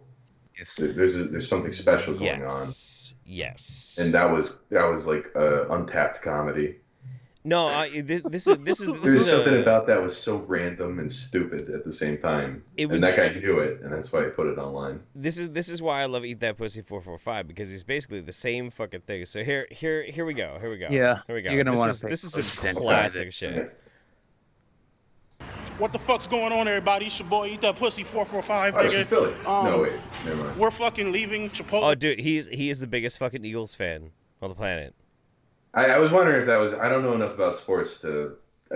Something struck me about. I've seen that hat before. Oh yeah, no, he's a Philly. He's a Philly. Yeah, you might have seen that hat before, maybe. Yeah.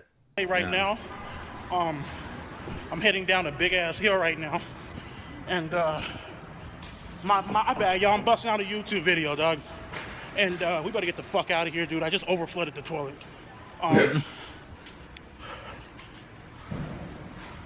Well, let's get the fuck out of here. Go. Yeah.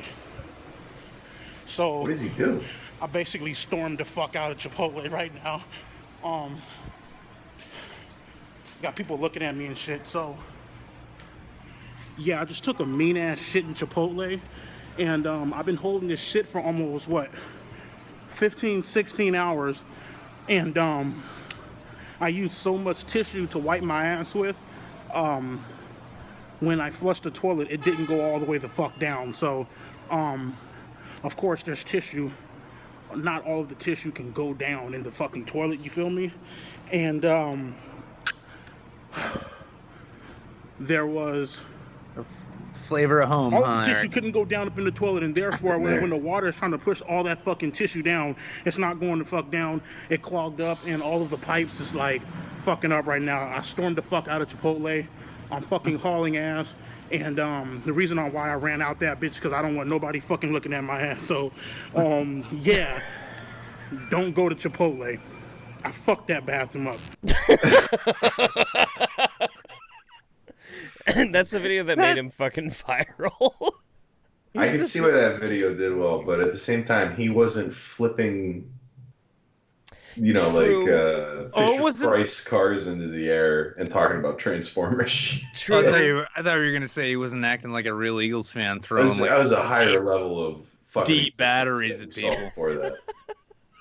Right? No, but scratch my nuts. Is it gonna show up on camera? Well, if it does, I'm sure we'll get a super chat from Matty Monster for it. Yeah.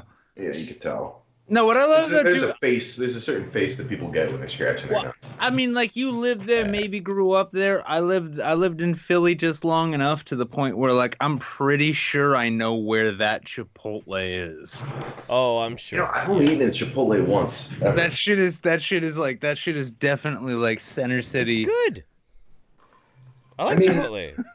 Yeah, I don't. Is it weird to not want to like poop in public places? Like I don't think I've ever pooped in a restaurant. Oh no, that's not a public place. They have private bathrooms. No, when you say public place, I think like public park. Oh, and like I think street? No, I mean like private bathrooms too. Like if there's a bathroom in a restaurant, I'm not gonna poop. No, I don't poop there either. No, I poop at home. It weirds me out. I poop at home. If I go camping, I'll go shit in the woods and it's fine. But like, I'll immediately like hop to the stream and wash my ass in the stream. Like, I get clean. I want to get clean. Listen, I don't feel like I can get clean in some fucking like McDonald's bathroom. Fuck no. No, I'm happy to pop this collar up to look like the actual dandy on this stream to say happily. Like, I'm more than comfortable walking into a Burger King, like a downtown urban Burger King fucking like bathroom and just wrecking that shit and then walking out without ordering anything because I know I don't like eating there. A laissez-faire attitude that we expect. Exactly. See, that's why you pop your collar. Rakish young man. I can't do it though. I can't. By the way, did you guys see that joke where people are like making fun of people who just vape on podcasts while talking about like politics and shit? I just like I'm trying to quit smoking. Thank God we're talking about really shit right now. Yeah. Thank God we're talking about shit. Otherwise, we would be a fucking cliche. Yeah. See, he just quit smoking. Erik here, he's trying to quit smoking. I'm just trying to look better than all of y'all. So it's a fine and normal vape situation. I'm trying to do it off camera as much as possible, but it just looks like I'm doing something really weird. Like I'm like kissing someone who's just below camera. Which is somehow less embarrassing. Which is somehow less embarrassing than vaping. No, it's more embarrassing for them. Oh, I see that LA So I'm not spirit's paying them a lot gotten of to money you, huh? to be down there. So okay. Oh, Well, we gotta figure out, like, do we want to do the Fox News gaffe, the Jussie Smollett jokes at the behest of Chris Rock, or... let's hang on. Let's just go over the headlines. Have just a quick back and forth about what those headlines are. Okay. And then we can get to that lovely video of Mary Poppins. Okay. Well, I have videos from most of these too. So the first one is okay. Here we go. This is Fox News at its purest. Fox News apologizes for on-screen gaffe, saying Trump cuts U.S. aid to 3 Mexican countries. Now, here's the thing. I have this right here. It's a really, really quick time segment. Fox News is taking some heat over a banner Wait, grab your shit. Good. Come on, Eric. referring to a trio of Central American nations as, quote, 3 Mexican countries. The segment on Sunday's Fox and Friends was centered on President Trump's decision to cut aid to El Salvador, Guatemala, and Honduras. Yet the graphic read, quote, Trump cuts U.S. aid to 3 Mexican countries. Co-host Ed Henry later apologized on air, saying, quote, we had an inaccurate graphic on screen while talking about this very story. We just want to be clear, the funding is being cut off from 3... Listen. I'm just so tired of all these Mexican countries with their Mexican, I don't know, Mexican Hondurans, Mexican Panamanians, Mexicans, Mexican non-whatevers. Oh my God, it's so the guy doesn't have a very good vocabulary. Even if you love him, you have to admit that the guy. He's awful. But this is Fox News. Yeah. This wasn't Trump's gaffe. That's funny. I just assumed this was Trump's. Yeah, this was Trump's loudspeaker. He like sucks at having facts and details hammered out. That's what's so beautiful about it too. Is like if it was just like a Trump thing, you imagine Trump's Twitter probably only has like 3 people in control of it. Otherwise, it would have way better copy. Wouldn't have so many fuckers. Yeah. I'm guessing there's people who just want to grab that phone out of his hands. I'm one of them. Fuck, man, what are you writing this time? Jesus Christ. But it seems, the Eric, guy, real quick. He knows his base. What? Well, no, I was just actually thinking of TrumpsBestTweets.com. How much is that? Let me check. Oh yeah. Yeah, I mean one of the main things too is like, this is Fox News. So there's got to be literally hundreds of people that are involved in the production of this, and nobody was like, there's no such thing as a Mexican country except for Mexico, right? Right? Yeah, I mean, they can't even say that they meant counties. Well, this is the thing. They probably Mexico doesn't even have counties. Listen, they probably hired their mass media post grads out of Bob Jones University. So who's to tell what countries are Mexico and what aren't? I've never been to not Mexico. I've never been to real Mexico. I can't tell. Like you say, you're Guatemalan. I say, what province of Puerto Rico is that in? Now the worst part is I actually worked in a kitchen with a whole staff of Dominican and Puerto Rican cooks years ago, and this one cat Calvin decided he was going to start hitting on one of the bar patrons after his shift was over. Cutesy little like college girl, ha ha ha, and he's like, "Oh yeah, baby, how you doing?" She's like, "Oh, where you from?" And he's like, "Oh yeah, I'm from San Juan. It's in Puerto Rico." And she's like, "What part of Mexico is that in?" That wasn't even a comical story. That actually happened, my friend. Why are you doing a Bernie Sanders impression? I don't understand. Do these voices. I don't understand why 90% of the Latino population lives in Mexico, yet only 1% gets to be called Honduran. That's not acceptable. Listen. No, I'm good. I'm not going to say anything, Bernie. I'm done. By the way, yes. Just to put a quick bookend to this, or not a bookend because I'm sure. Ow! I'm gonna keep going until it works. Can we do another plug for the GoFundMe? Yeah, no, that's a great fucking idea. And actually, I noticed something. Because I've been like jumping over and like reading about this and stuff, and it. Yeah, let's dive into it. Our shit's so fucked up that like you need GoFundMe in extreme circumstances, and it's up to the people who, know them if there's a chance to signal boost it. Why the fuck not? It says I'm raising got $5, $10 to give. I'm raising money for my son who was born premature at 32 weeks, 6 days due to complications with my pregnancy. He's in the hospital and will be there until his due date in May. The hospital is an hour and a half away and in another state. Right now, money is tight because only my husband is working. So basically, I'm raising it for the medical and travel expenses. She gave an update. This is the one that actually made my heart fucking break.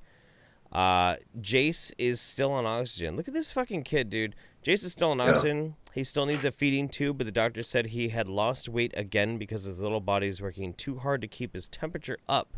So he will be put back in the incubator to keep his temperature back up.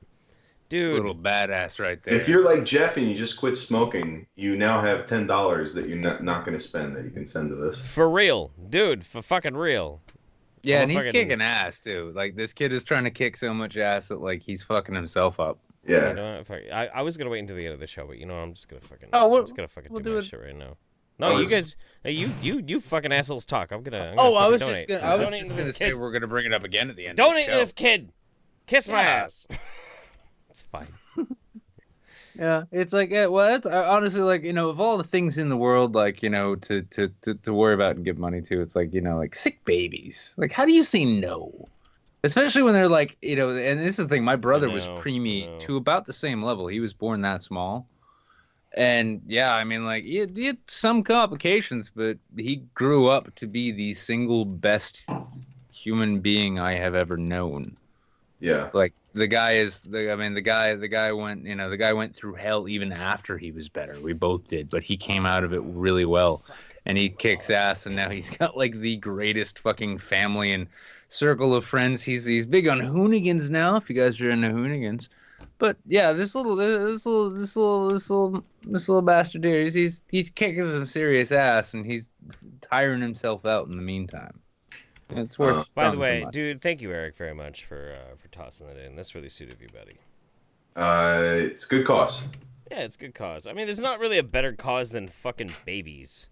Yes, you know? I'm all about human life, and anytime I see any chance to put my money where my mouth is in saying that, I'm happy to do it. Same. Yeah. Same. Little dude deserves a chance to grow up and be a jaded asshole like us. Exactly. Yeah. Just imagine in 20 years when he's watching this and he's like, hey, wait, is that the Salvia guy?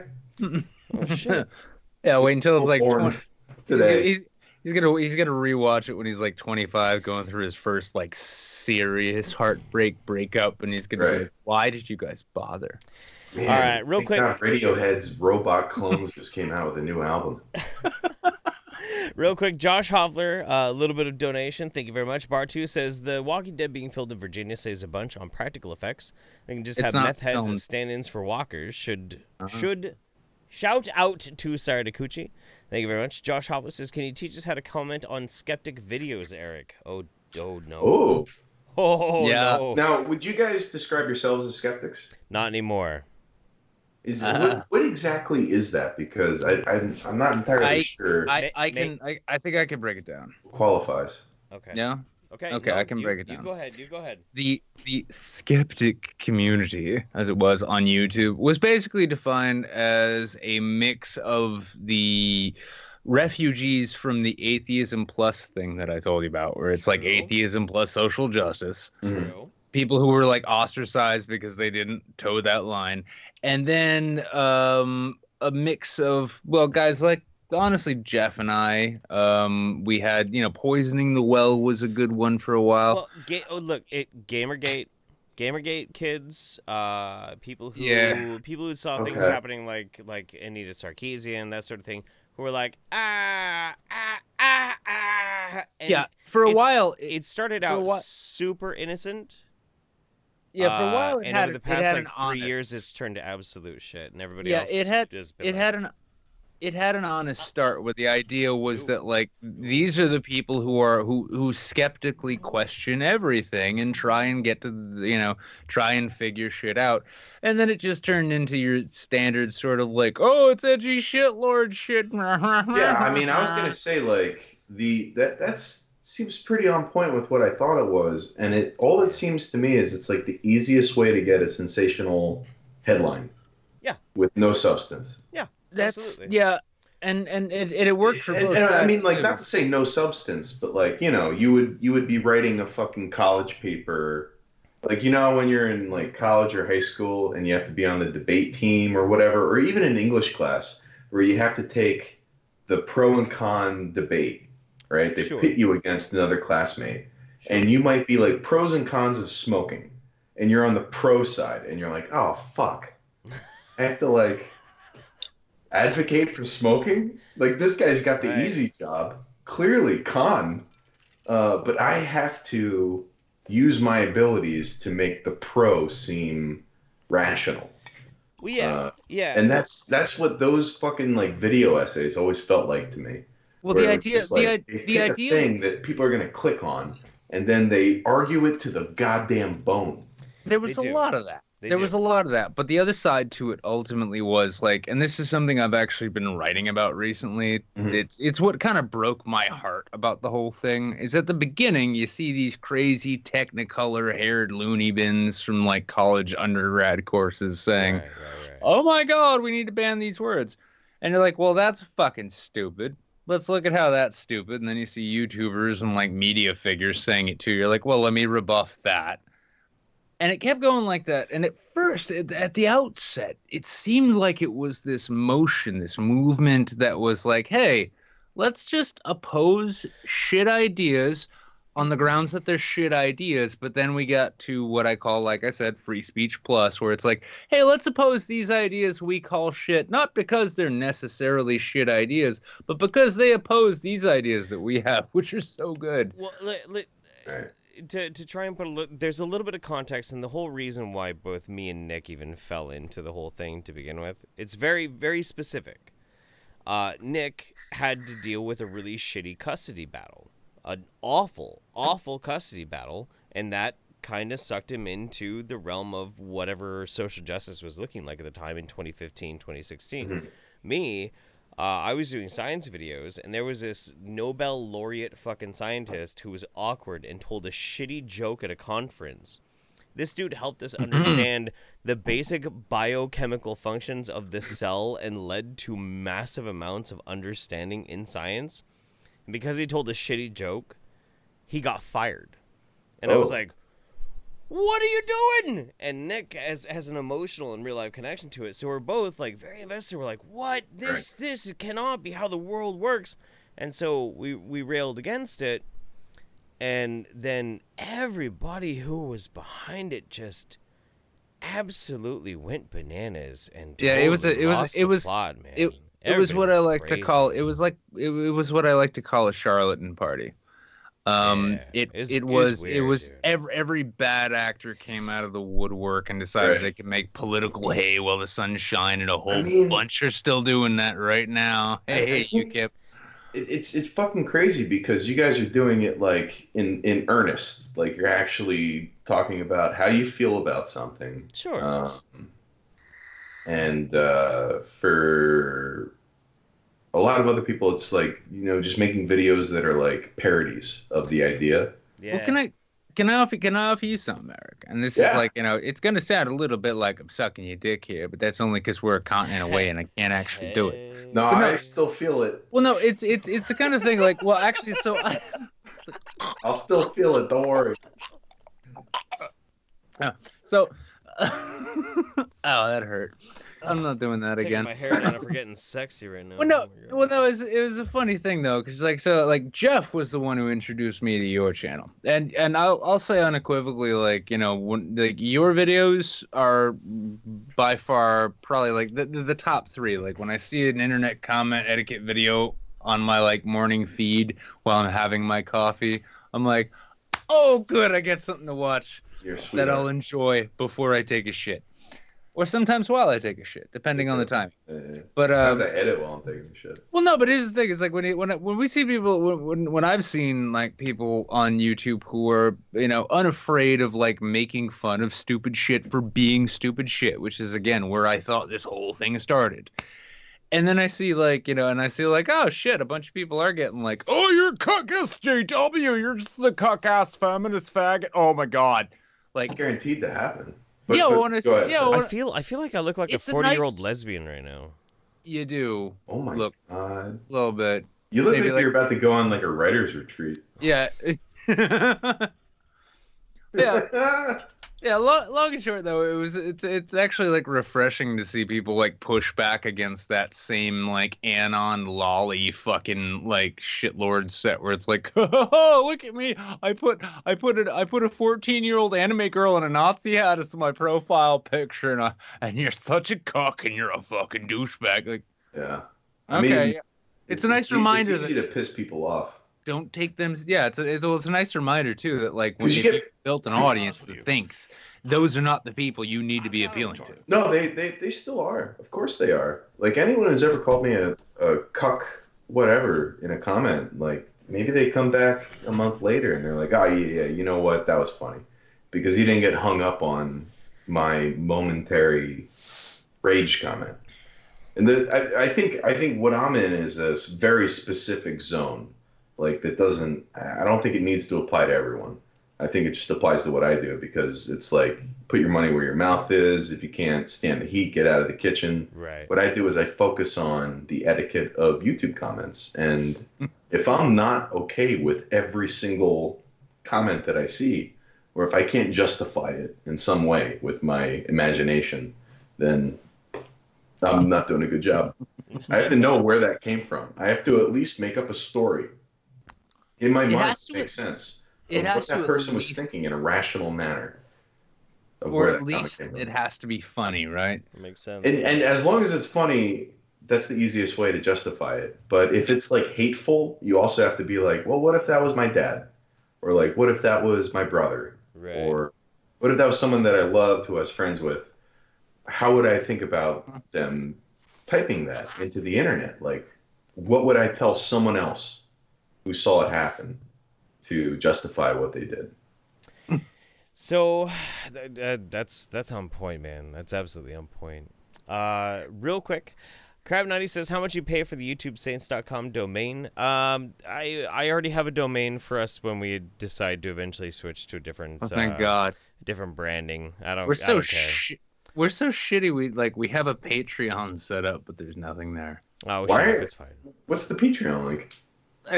No, we have it. It's already ours. We haven't turned it on. We haven't. Do you want to be our first patron, Eric?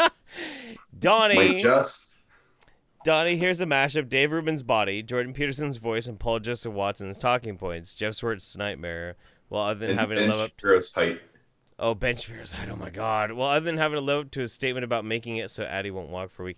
Look, Ben Shapiro's height, I kind of like if I'm gonna bang around on some fucking Twinkie boy that he nice and be Twinkie boy and tiny. Whoa! Hey, listen. So if he tries to step on the line, I can pin him down and I can urinate on him. Sorry, what? No. Is that guy Christian? Who? Ben No, Shapiro? he's Jewish. Yeah. Is he Catholic? No, you're thinking of Nick Fuentes. He's Jewish. Yeah, he's Jewish. Yeah,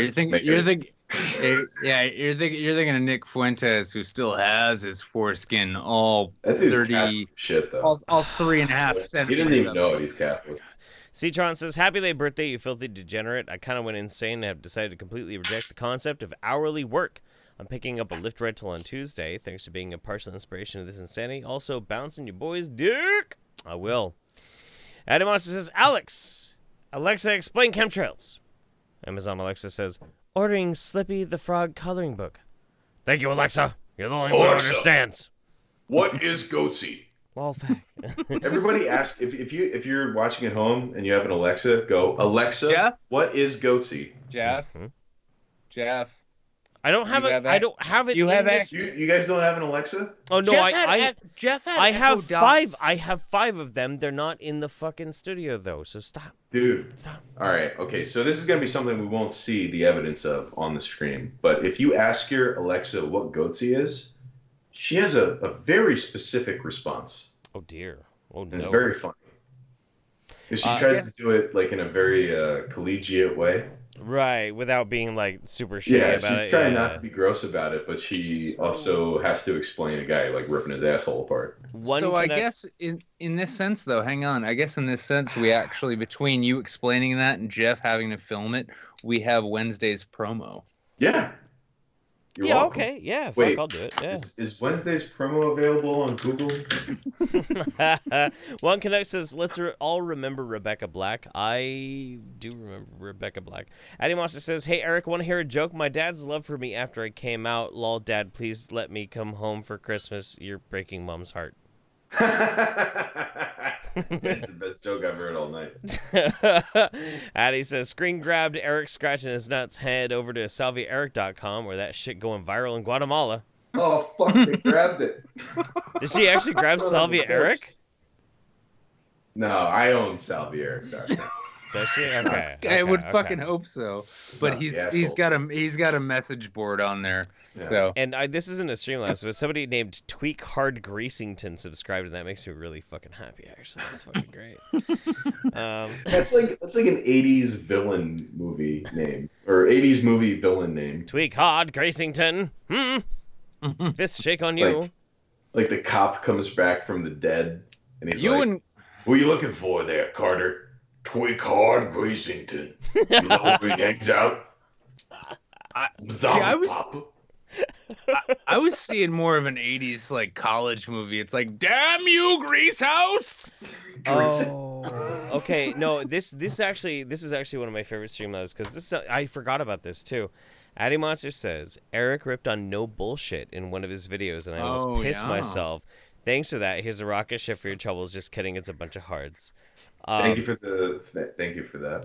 Dude, no bullshit is a special kind of person that we very much do not like. How does anyone know who the fuck he is? I thought I was making fun of a nobody. Well, we saw his homeless looking ass passed out at VidCon. I was you know. Have you ever bring that up? I didn't exactly feel like I was punching down. Jamie, can you bring that shit up? All right. Hang on. But the fact I mean, technically, no, please, go ahead, Erik. If you watch a no bullshit video and you come out of it feeling like you've learned something, you need to go to a therapist. It's okay. You can use the R word. Or just talk to like a woman. So have them set you straight. Just find one on this. Like maybe find one sitting at a bus stop. Go on, sit down with your fat sweaty ass. Is there a Guinness World Record for being wrong? Not yet, but there should be. If there was a way to quantify that, he'd win. I don't know. We did have Medicare on here one time, but no. Medicare was actually kind of like. He was a good. He was honestly a good neither guest. of us really like Medicare that much these days, but he was actually a great guest. He was a great guest. He was a lot of fun to hang out with. This is. I don't know who that is. I'll take your word for it. We had TJ Kirk on here. But this is no bullshit. Passed out in a chair with Bunty King taking a picture of him at VidCon. And that was the 20 woman out there for him. I love the disappointed dad look in your face just then. You're like, oh, no bullshit. I could have just hit you with a switch and taught you not to talk to your mother that way. I mean, honestly, the guy doesn't make it easy on himself, so I really don't have any sympathy. Oh my God. His Well, I mean, shit. I mean, well, here's the thing, Erik. I really wish you could have come out to Kilroy, because out there, we had a good fun time. We had a great time. We actually had a number of. I don't know if you ever heard of this cat, Black Pigeon Speaks, right? We had one of his writers. He's on that no bullshit level of like, listen. I mean, like, I was born white and my life was fine. And that's proof right there that we just need to keep the darkies away. That kind of kid. Right? This kid, I had no idea. You're really selling this event right now, man. Well, no, yeah, well, it's never fucking happening again. It's not a big deal. But no, yeah, big free speech event. This kid shows up. Is that the elevator pitch? I have no, the elevator pitches. I got to eat rattlesnake on somebody else's dime, and it was delicious. But while I'm sitting there talking to one of the guys from Mythicist Milwaukee, somehow after I've got several beers and a couple whiskeys in me, I think like, oh yeah, you know, these alt-right fucking kids, like that Black Pigeon Speaks motherfucker. Like, why the fuck do people even fucking listen to him? That's a waste of free speech. Meanwhile, one of his senior staff writers is sitting 2 seats down while I'm just stuffing my face with fucking hopefully he was taking rattlesnake. notes. Yeah. I hope so. Is he one of those guys? This shit bothers the fuck out of me. I don't know why. I think it's a totally personal thing because I show myself when I mean, I do comedy. I don't do the same thing. Right. You don't do like anonymous static avatar. But I still still show myself. Yeah. And what these guys do is they show these stock photo avatars that like have fucking. Okay, so it's like.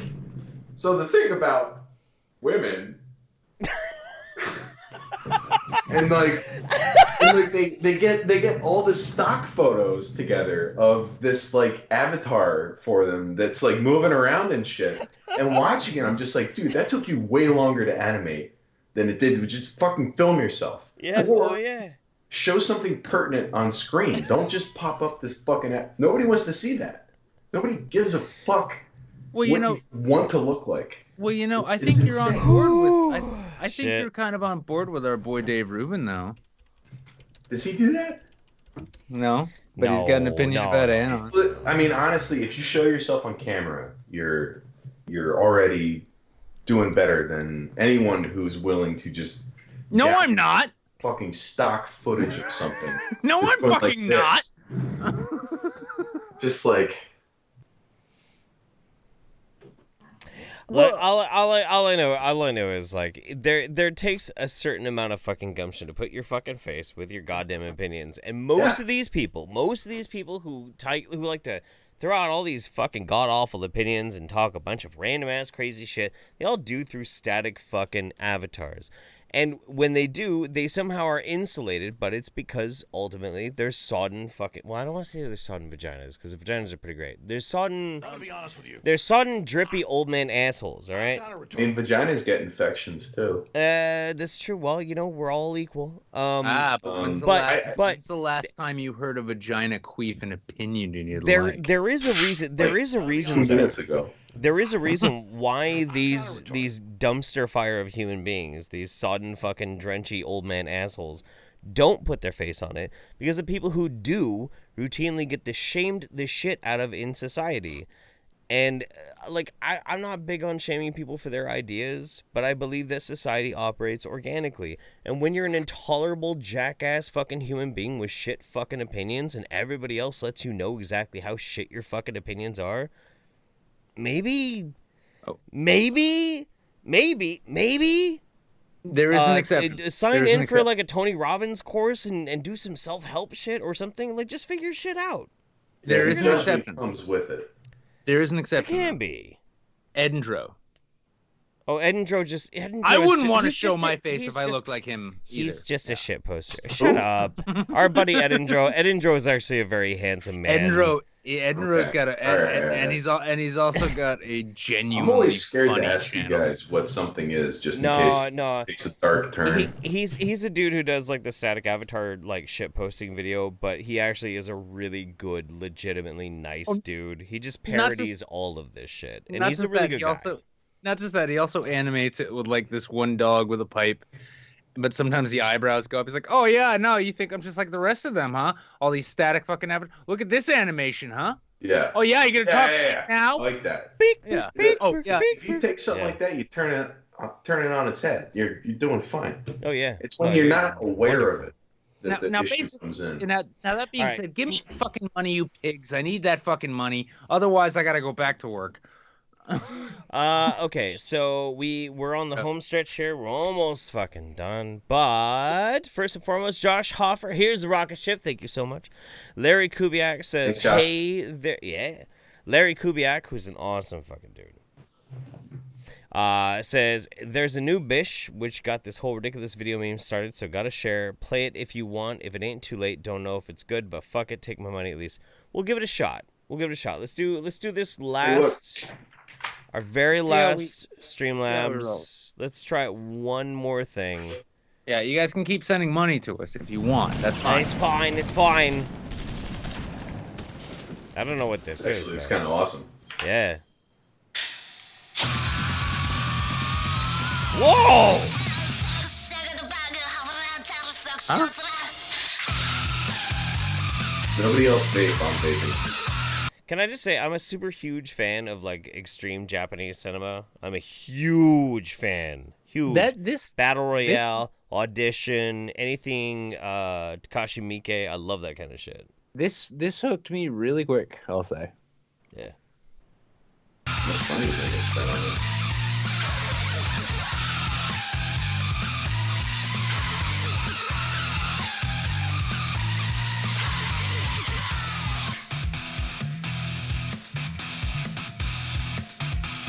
Yeah, I'm into this.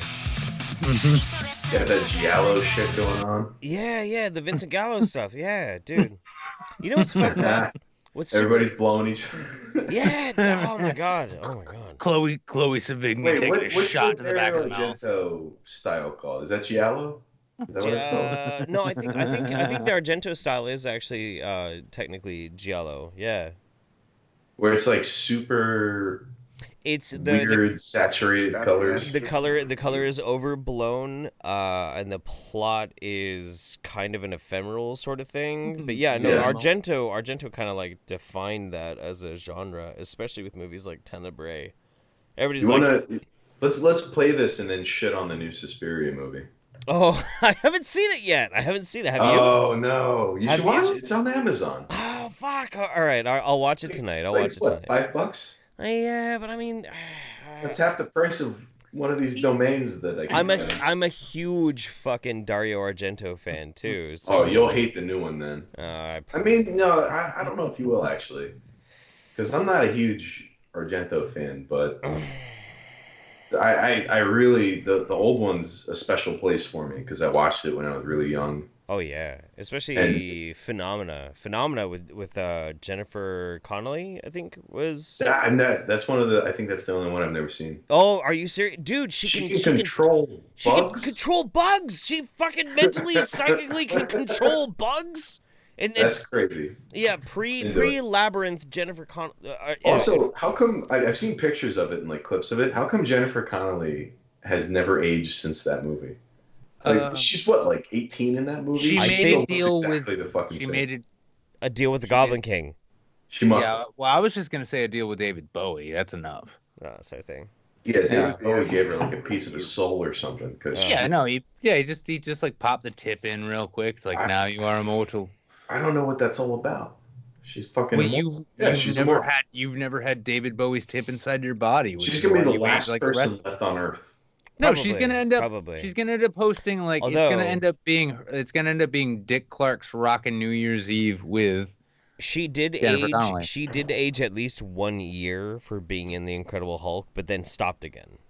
Right. Yeah. She got into a Marvel movie and was like, that movie was bad enough. Well, not only that, can we all take a moment though to appreciate that she went ass to ass. That was a double. Right. Well, no, but she killed it in that film, and like honestly, like if you have to actually get into the mindset of that character, how you don't age is beyond me. I mean, it's tough to know age when you don't age.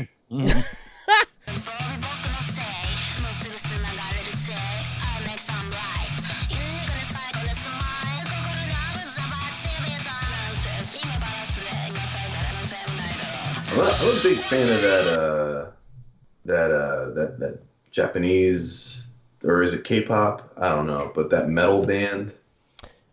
Baby metal. Blackpink. Oh, Blackpink. Oh, Blackpink. Yeah. That shit's so catchy. It's just like it's like looking at like a math algorithm and being like, yes, it's a good math algorithm. Yeah, but it's the version that gets stuck in your head for an entire day, and you want to like watch it 20 times just for like one part of the song where you're like, oh, that's perfect. That was my favorite part of the song right there. Oh my god. It's basically how I became a fan of Beirut. Let's give this 25 more seconds, then we'll move on. Yeah. The rest of the song is like, I thought you meant Beirut to play. Oh yeah. Yeah.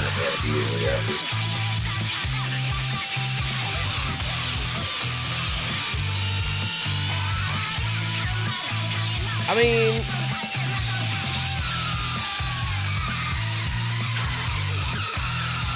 okay, I'm gonna put Mars Volta thing going on here. Yeah, no, I was kind of thinking that too. Like, so we've been for the past few weeks, our fans have been kind of inundating us with the System of the Down version of Japanese music. We've been having a lot of fun, and everything's been really interesting. That and their talk shows, their competition shows, that sort of thing. If they're getting into like the screamo metal kind of phase, I might need to tune out for a little bit. Is that what's your thing? What was? What kind of man? I mean, I'm not pooping on modern culture or anything quite like that. It's just like I suffer from, and I recognize this. I suffer from old man syndrome. Like, I'm 37 years old, so I've been struggling for the past 7 years with, like, I don't get modern music, but I find... Well, doesn't it always just branch off into, like, prog rock? Well, everything does, doesn't it? Everything I just can't wait for the Japanese version of The Cure to come out. Oh, that was a long time ago. Oh, You're gonna see so many movie trailers with that. Yeah. One of my favorite punk bands ever was Japanese the punk. There was a punk version of NoFX called Ballsack. That was one of my favorite bands ever. They were fucking amazing. They're great. Well, I mean, I'm serious. This is a Japanese band called Ballsack. It was great. Well, it's named my Discord server. Nice. Ballsack. You and Count Dankula both. No, I mean, oh god, we had Dankula on for midweek one time. You did? Oh man, did you guys get like hammered with people saying that you had like a Nazi on? Oh no, that wasn't. I don't think he's a Nazi. Oh no. I mean, I'm friends with Marcus. Marcus is Marcus is a good, fun, like Scottish douchebag. He is. And he'd appreciate me saying that. He's not a Nazi remotely. I raised like 20 grand in an 8-hour live stream for him for his defense. I'm just saying that's what people call you things online that. Oh no. Necessarily. Oh dude, I'm doesn't mean you're that. Dude, I'm a liberal Jew who used to be an organizer, and I worked for Acorn, and I still get people calling me a Nazi on the internet. His case was really interesting. It was. Well, the problem was though is that when we had him on for midweek, when his own Discord caught wind of that, our Discord got raided with endless amounts of scat porn, which they really thought would do something. Is this what we're talking about right now? Oh no, I was just talking about when Dankula's Discord tried raiding ours, and they had no idea that like our people were just. It's like, we're not banning you. We're just gonna put you into the room we designated for that shit. Go on. Why not just hit him with better scat porn? Because they're not that imaginative. Look, a higher brow kind of scat porn, all right? Yeah. Scat with fine wine. With paid scat porn. Yeah, scat with shrimp. Shrimp's all gone, man. Shrimp's all gone. Oh, well, then the scat is coming soon, isn't it? I guess so. Addy Monster says that's the thing. Does he have to pay a fine? What's the deal with his shit? With who? Oh, Dankula. Okay, so what happened? This is what happened. So they demanded that he had to pay an £800 fine. He said very publicly, I refuse, and I am not going to pay that fine. And if you have to, take my ass to jail, but I refuse. I will not pay a fine for a joke. They would just take his assets. Well, and that's what happened. About 2 or 3 weeks ago, they through legal order seized $800 out of his checking. Yeah, £800 out of his checking account, and that's half a sofa. And he had no say in the point. Like, he wanted to make a big political statement about it, but they just took it out. So, I mean, it's. Well, hang on. Here's the thing. It's a headline, but when you get into the nitty gritty, it's actually. Yeah, but when you also think about that, shortly after that, I'm glad it's over. Well, but now they're about to kick Julian Assange out of the Ecuadorian embassy. I'm not saying it's connected, but I'm saying it's all connected.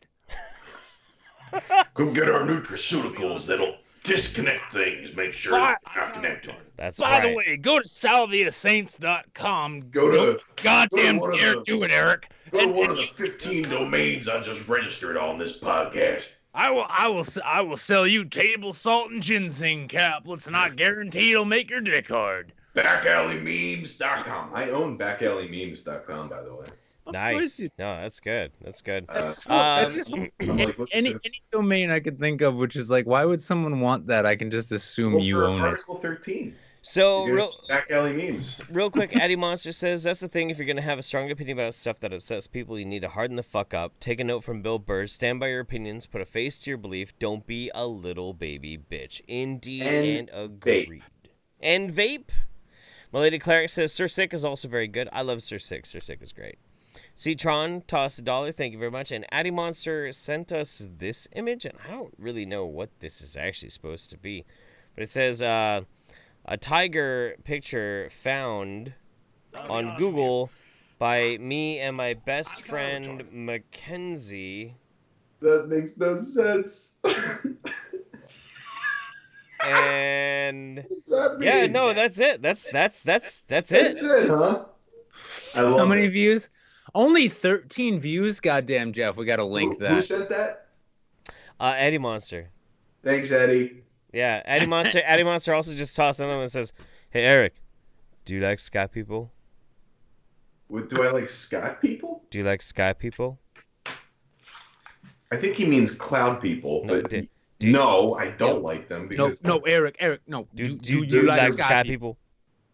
they're breeding fucking hybrids. Man, I can't talk Is about that a no, Eric? Is that a no? Do you know? You do not love do you sky know? people? Do you know Jesse Lee Peterson? Oh, is that the guy who says amazing a lot? Amazing beta. I was really hoping you were gonna ask. Was that the guy who put out that book, 12 Rules for Life? Yeah, is that the guy who wrote the Bible? That's the dude who talked about the lobsters. Because that guy's rules. Was that Or Vidal's pen name? That guy's fun. Amazing. Yeah, that guy doesn't he suck at debating or something like that? No, he's. I'm awesome. only catching broad strokes here. Where like he has the most annoying debate style possible. Oh, he dude, you can't beat his debate style because Where, anytime like, he says no, he's just like glazed over. He doesn't Oh, hear yeah. anything that's being said to him, Yeah. and then he says what he was gonna say anyway. yeah, and then he just says, "But do you love black people?" And everybody's like, and he wins. He's like the black Stephen Mullen. Every time he I feel wins. bad saying that. Man. He's Oh, amazing. you know what? I think on a like a totally neutral stage, someone's got to play that guy in Smash. And that's how we'll know if he's full of shit or not. Oh Christ! If anybody is out there, if anybody in this audience right now is more than happy to put together that little meme clip of Jesse Lee Peterson confirmed for Smash, please, please. Every fucking Yeah, time. can someone? Every- Take every- like a Smash tournament. How they put like the boxes in the corners, you know? Oh no, it's just like have like an actual Smash guy here, and then have Jesse Lee Peterson here during like a debate, and like he's the one just like fucking destroying them, and he's just like amazing. Amazing. I was actually just thinking, like, you know, I can't- you adjust the light and color levels so you get the one shot of Jesse Lee Peterson looking upwards in surprise, like, and then you show that Smash logo. I can't get Oh, over. yeah. I can't get over every time you do this, Eric, where you're like, That's me vaping.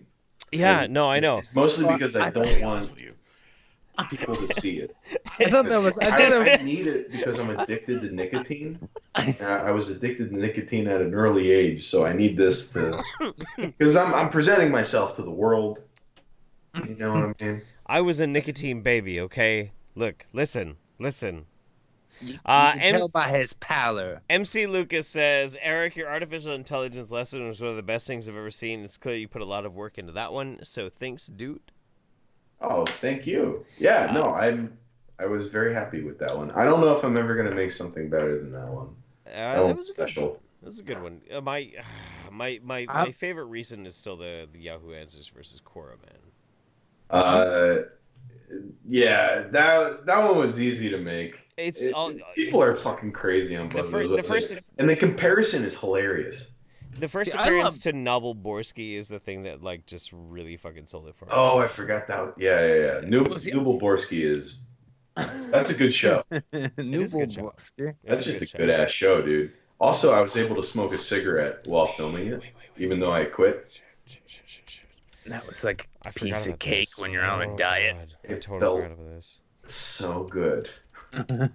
Eddie Monster says, I tried to find a link to the original video, but it's been set to private. It's just for Mackenzie's friend and her mom. Sorry, guys.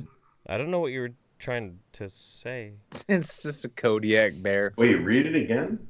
I tried to find a link to the original video, but it's sent to private. It's just for Mackenzie's friend and her mom. Sorry, guys. I think it was something to do with either do you like Sky Peepo or the weird picture that she sent us? I'm not really sure. I mean, that could be the Mandela effect. Who knows? Yeah, Oh Maddie, my you might God, not be remembering things correctly. That's true. I loved when I saw Yahoo Answers versus Quora, because that was like, Yahoo Answers was my first exposure to trolling. Not in that I saw it, but I decided to do it before we had a term for it.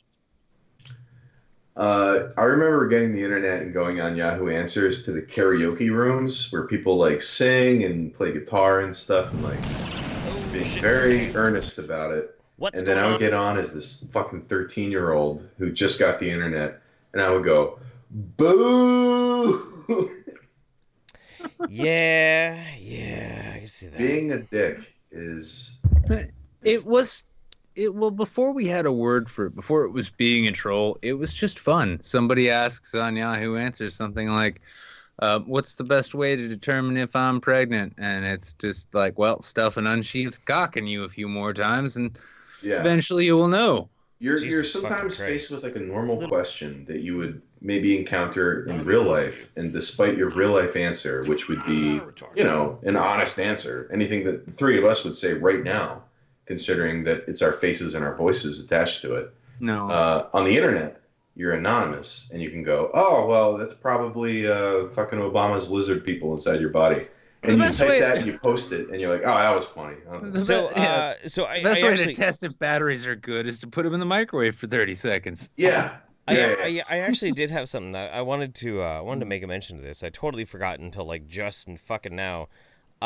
So your time traveling Erik segment that you've been doing lately over like the long past hair Erik? Yeah, long hair Erik that you've been doing for like the past year and a half. You guys are the bane of my existence. I can't wait till he runs out of dead celebrity. I gotta be honest with you. I had so here's the thing. I'll give you a little background information. So back in December, I had this existential crisis where I woke up one morning, I looked in the fucking mirror, and I'm like, I don't fucking like you. You need to be ugly. And so I grabbed a razor and I just started shaving at my face aggressively. And I don't know why. I just had this fucking mental breakdown. But then I saw what I had made and I started laughing my ass off. So I recorded hours and hours and hours of footage of me in a green screen. And I want to show you a little bit of what I made. Please do. Is this in the circle? Yeah, this is going to be in my circle. So this is a character that I created during that sequence called Uncle Ted, my fucking Uncle Ted. So here we go. This is from one of my videos. Bring it, bitch. To get affected by this, which is again, I think they should be called anti-vaxxers. That was in my screen the whole time. Oh yeah. Here we go. You. Yeah, that's me, man. Pro disease. It's a thought. Anyway, that's pretty much all I wanted to say with the... No, God damn it, why are you here? I really don't even know what the hell it is that you do. I make anti-pseudoscience videos, Ted. Pseudoscience? Is that like that Sudoku?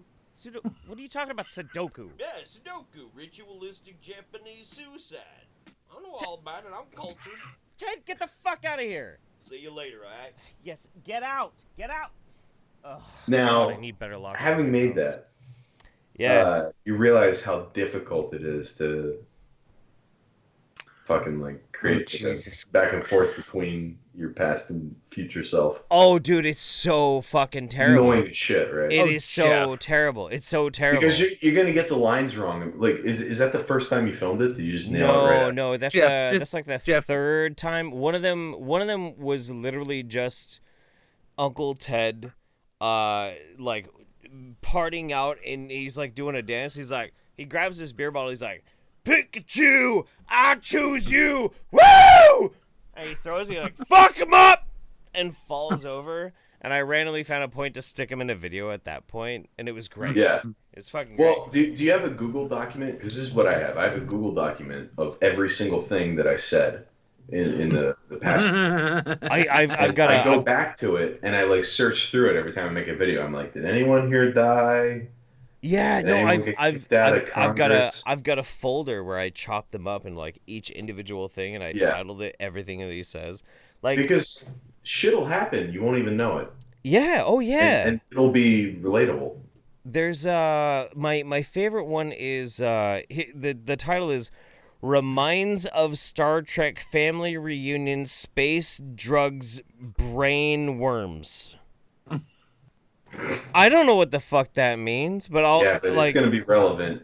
It's gonna be eventually. fucking great when I use it. I mean, right before all of the worm aliens hit our planet, you're gonna have a fucking bomb ass YouTube video. I just want you, dude. I just want you to run the director's cut promo. Oh, what was that? Well, no, before Jeff like had his like existential crisis, I gotta freak out and shave my face and look like an idiot. I did a similar thing, realizing I could actually do like a proper handlebar mustache to that effect. But then I realized like I could just shave it in and look like Sean King. No, you look like that Michael Cera movie. What was what was that Michael Cera movie where he became Scott Francis? Pilgrim? No, he became Francis. American History X? No. Yeah. Oh, Yeah, dude, that's the one. definitely not. Right? Yeah, Michael Cera. That was his best role. Like, No, I mean, Youth in Revolt. yeah.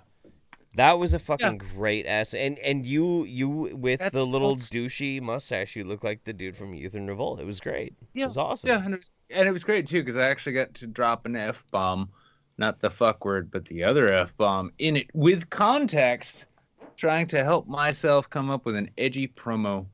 Well, it is what it is. All right. You put the U in Youth in Revolt. That's right. Addy Monster says the tiger video. I put you the dingus, Asia in euthanasia. The tiger video, you dingus dongus. I wish you were my dad, so I would not cry at your funeral. Anime Moon says, say what you will about Tommy Robinson, but he was ballsy enough to put everything out there for his views. So did Gigi Allen. Said his real name. And Gigi Allen died of a horrible fucking disease, so maybe not necessarily. Best outro. I love Gigi Allen, but honestly, maybe if you are taking your political values and shaking them around like Gigi Allen's fucking scrotum, maybe you need to rethink your fucking life. Anyway, sorry. Jable says, I don't have anything clever, so here's a rocket ship, and thank you so much. That's it. That's it. We're good. That's it. No, we're good. We're good. That's it. That's it. Oh yeah, and just long and short of what remained. Chris Rock made fun of Jussie Smollett. That was funny. You should go check that out. A guy in Florida bit a dude's face off, but said he believed he was half wolf, half dog when it happened. Yeah, again. Happening. I know. And Florida. also and in just like lighter news, the U.S. reveals secret deal to sell nuclear tech to Saudi Arabia. You know, those guys who just killed the journalist, but they got enough money in oil. Oh no, they're gonna have nukes soon. So make Arabia great again. Make Arabia great again. MAGA. Shit. I'm trying to like get this fucking thing working out how I want it to. Are you guys like looking forward to politics being fucking like our entire lives for the next couple months, or are you trying to run away from it as hard as possible? I kind of want to fall into a pit of despair and not think about anything. I'm ready to pick up like a 10-season Netflix show. And Dude, next 2 years. No, don't. I worked in the shit for deer. I worked in the field for 10 years. It will leave like these horrible scars on your brain, which can make you look at sick babies and say, "Well, what the fuck kind of job can you work?" I just don't want to. I hate it all now. Yeah, no, me it's too. a good attitude. Anyway, that's it, everybody. That's it. It's been our YouTube Saints. This has been Salvia Erik. You know who he is. Go check him out. Also, by the way, go hit that fucking link in the description box. Erik here is. Bring it up. All right. Hang on. God, fucking. God damn it. Wait, donate to the GoFundMe too. No, the GoFundMe. Yeah. To the GoFundMe. This beautiful, beautiful child needs a little bit of help. Oh, we already got a little bit of help. Larry Kubiak, I put in a little bit. Salvia Erik, everybody's putting in a little bit. Help this little baby out. This is what it's supposed to be. Thank you so much. When he grows up and he sees like it was us who saved his life, he'll be like, right. Doesn't make any sense. I will employ him in my post-apocalyptic army. Yeah. Yeah. He's going to be one of my frontmost spearmen. You got Sergeant Stripes coming to you, boy. You better and survive. It's Friday. Yeah. It's Friday. Go have fucking fun. It's Friday. Oh, shit. Let's have some fun. It's Friday, everybody. Let's go fucking absolutely ape shit. Time to get fucking nuts. Put your headphones on. Put your headphones on. It's great. Stop getting nuts right at Friday.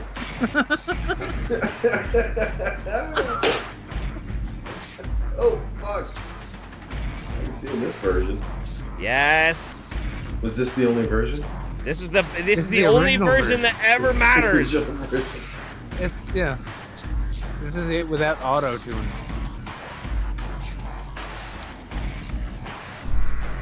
Oh my god, it's like the Apex Twin version.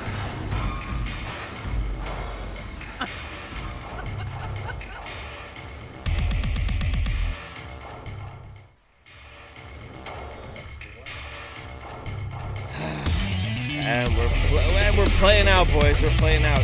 Obviously, I've muted all three of us from the stream, so nobody can hear anything that we're saying right now. Of course not. Oh my god. Oh my god. I'm gonna whip my fucking thong off. I'm gonna whip, and I'm gonna nay-nay.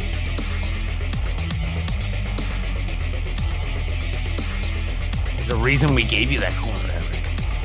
It wasn't just so that you go pissing all over your own shorts, okay? Tell me the reason you gave me that corner. No, I'll tell you the reason we gave you the nurse, so you use the goddamn corner and figure it out on your own. Well, it doesn't help that the nurse's name is Nurse Corner.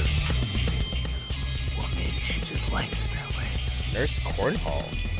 Nurse Cornhole. Nurse Cornhole. Nurse Cornhole. Oh my god. Listen, my ex-girlfriend from New Orleans, you could definitely call her Nurse Cornwall. Or Cornhole. Judge Cornwall? Well, okay, look, she tried to start me off very, very sly, and I didn't really suspect that anything was going to be kind of weird. She's like, it's fine.